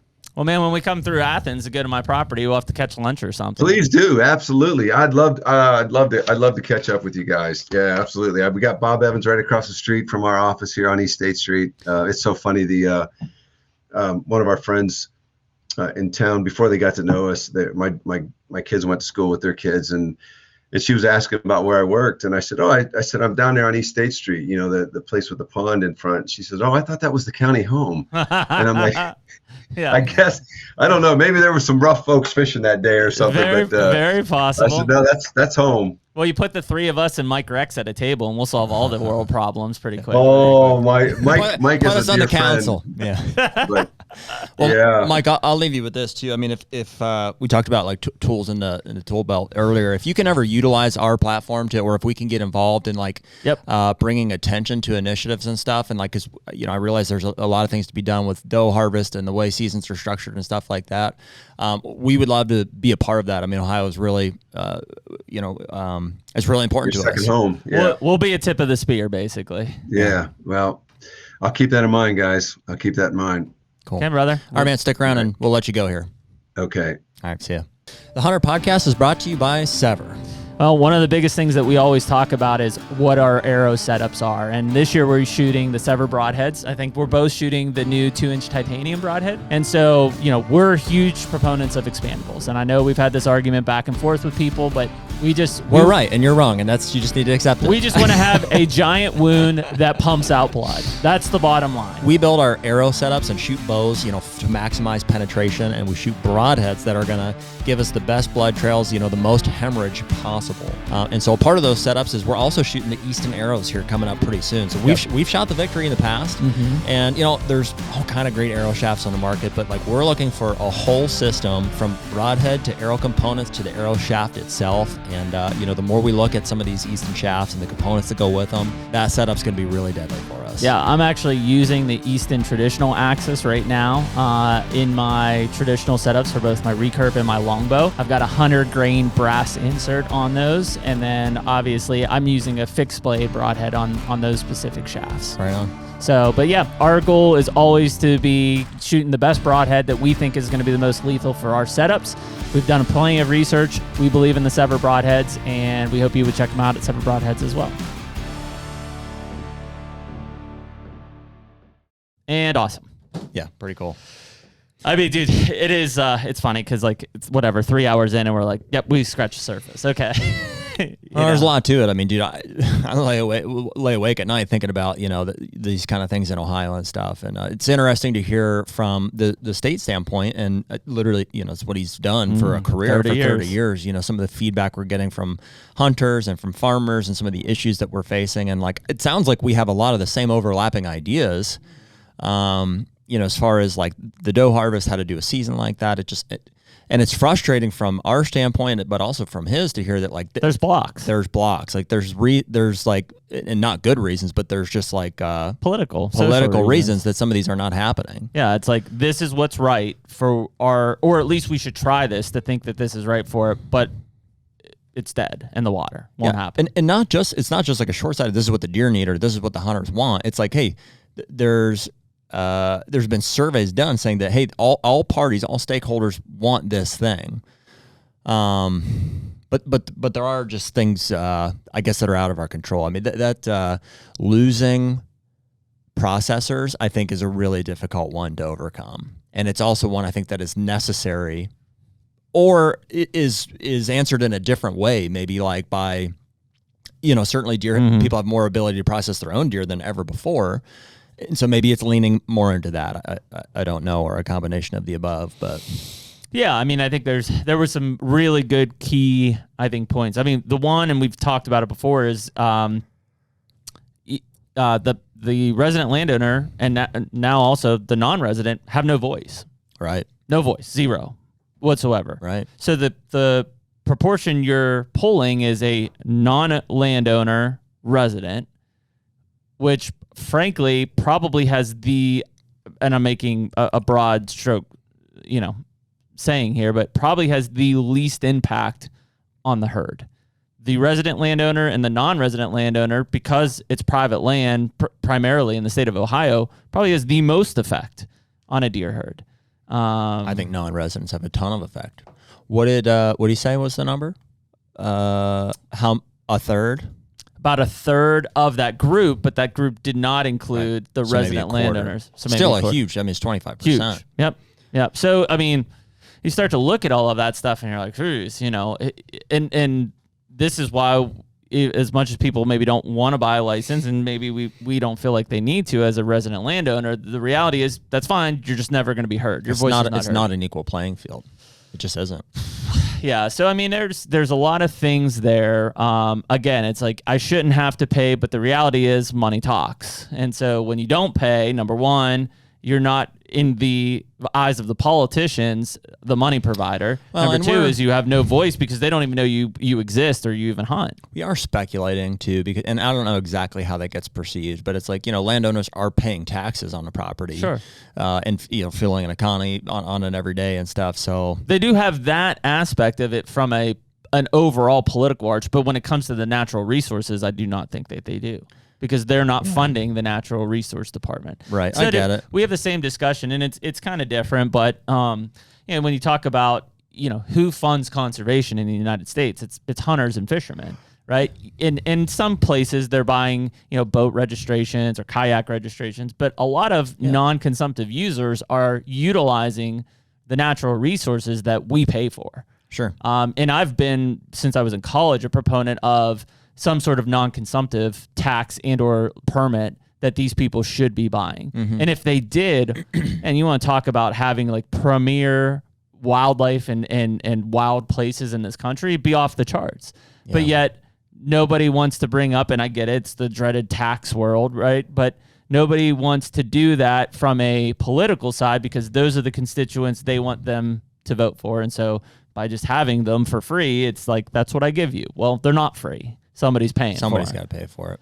So yeah, it's interesting. We didn't touch base on it, but I think, Mike said it enough. The structure of these super agencies that have, executive directors and legislatures and governor, I mean, man, the number of hoops to actually get something done, damn near impossible anymore, it sounds like. Well, that's what he said. He's like, man, the answers to some of these it's right there. It's crystal clear. It's like, I've proposed it 1,000,000 times. And he's like, even been threatened to lose his job, for proposing the right answer. It's like, what kind of world do we live in? That kind, I guess. Political world. So anyways, we appreciate you listening to episode 184 with Mike Tonkovich, the deer program coordinator for the state of Ohio. And we'll catch you all next week. Later. Take me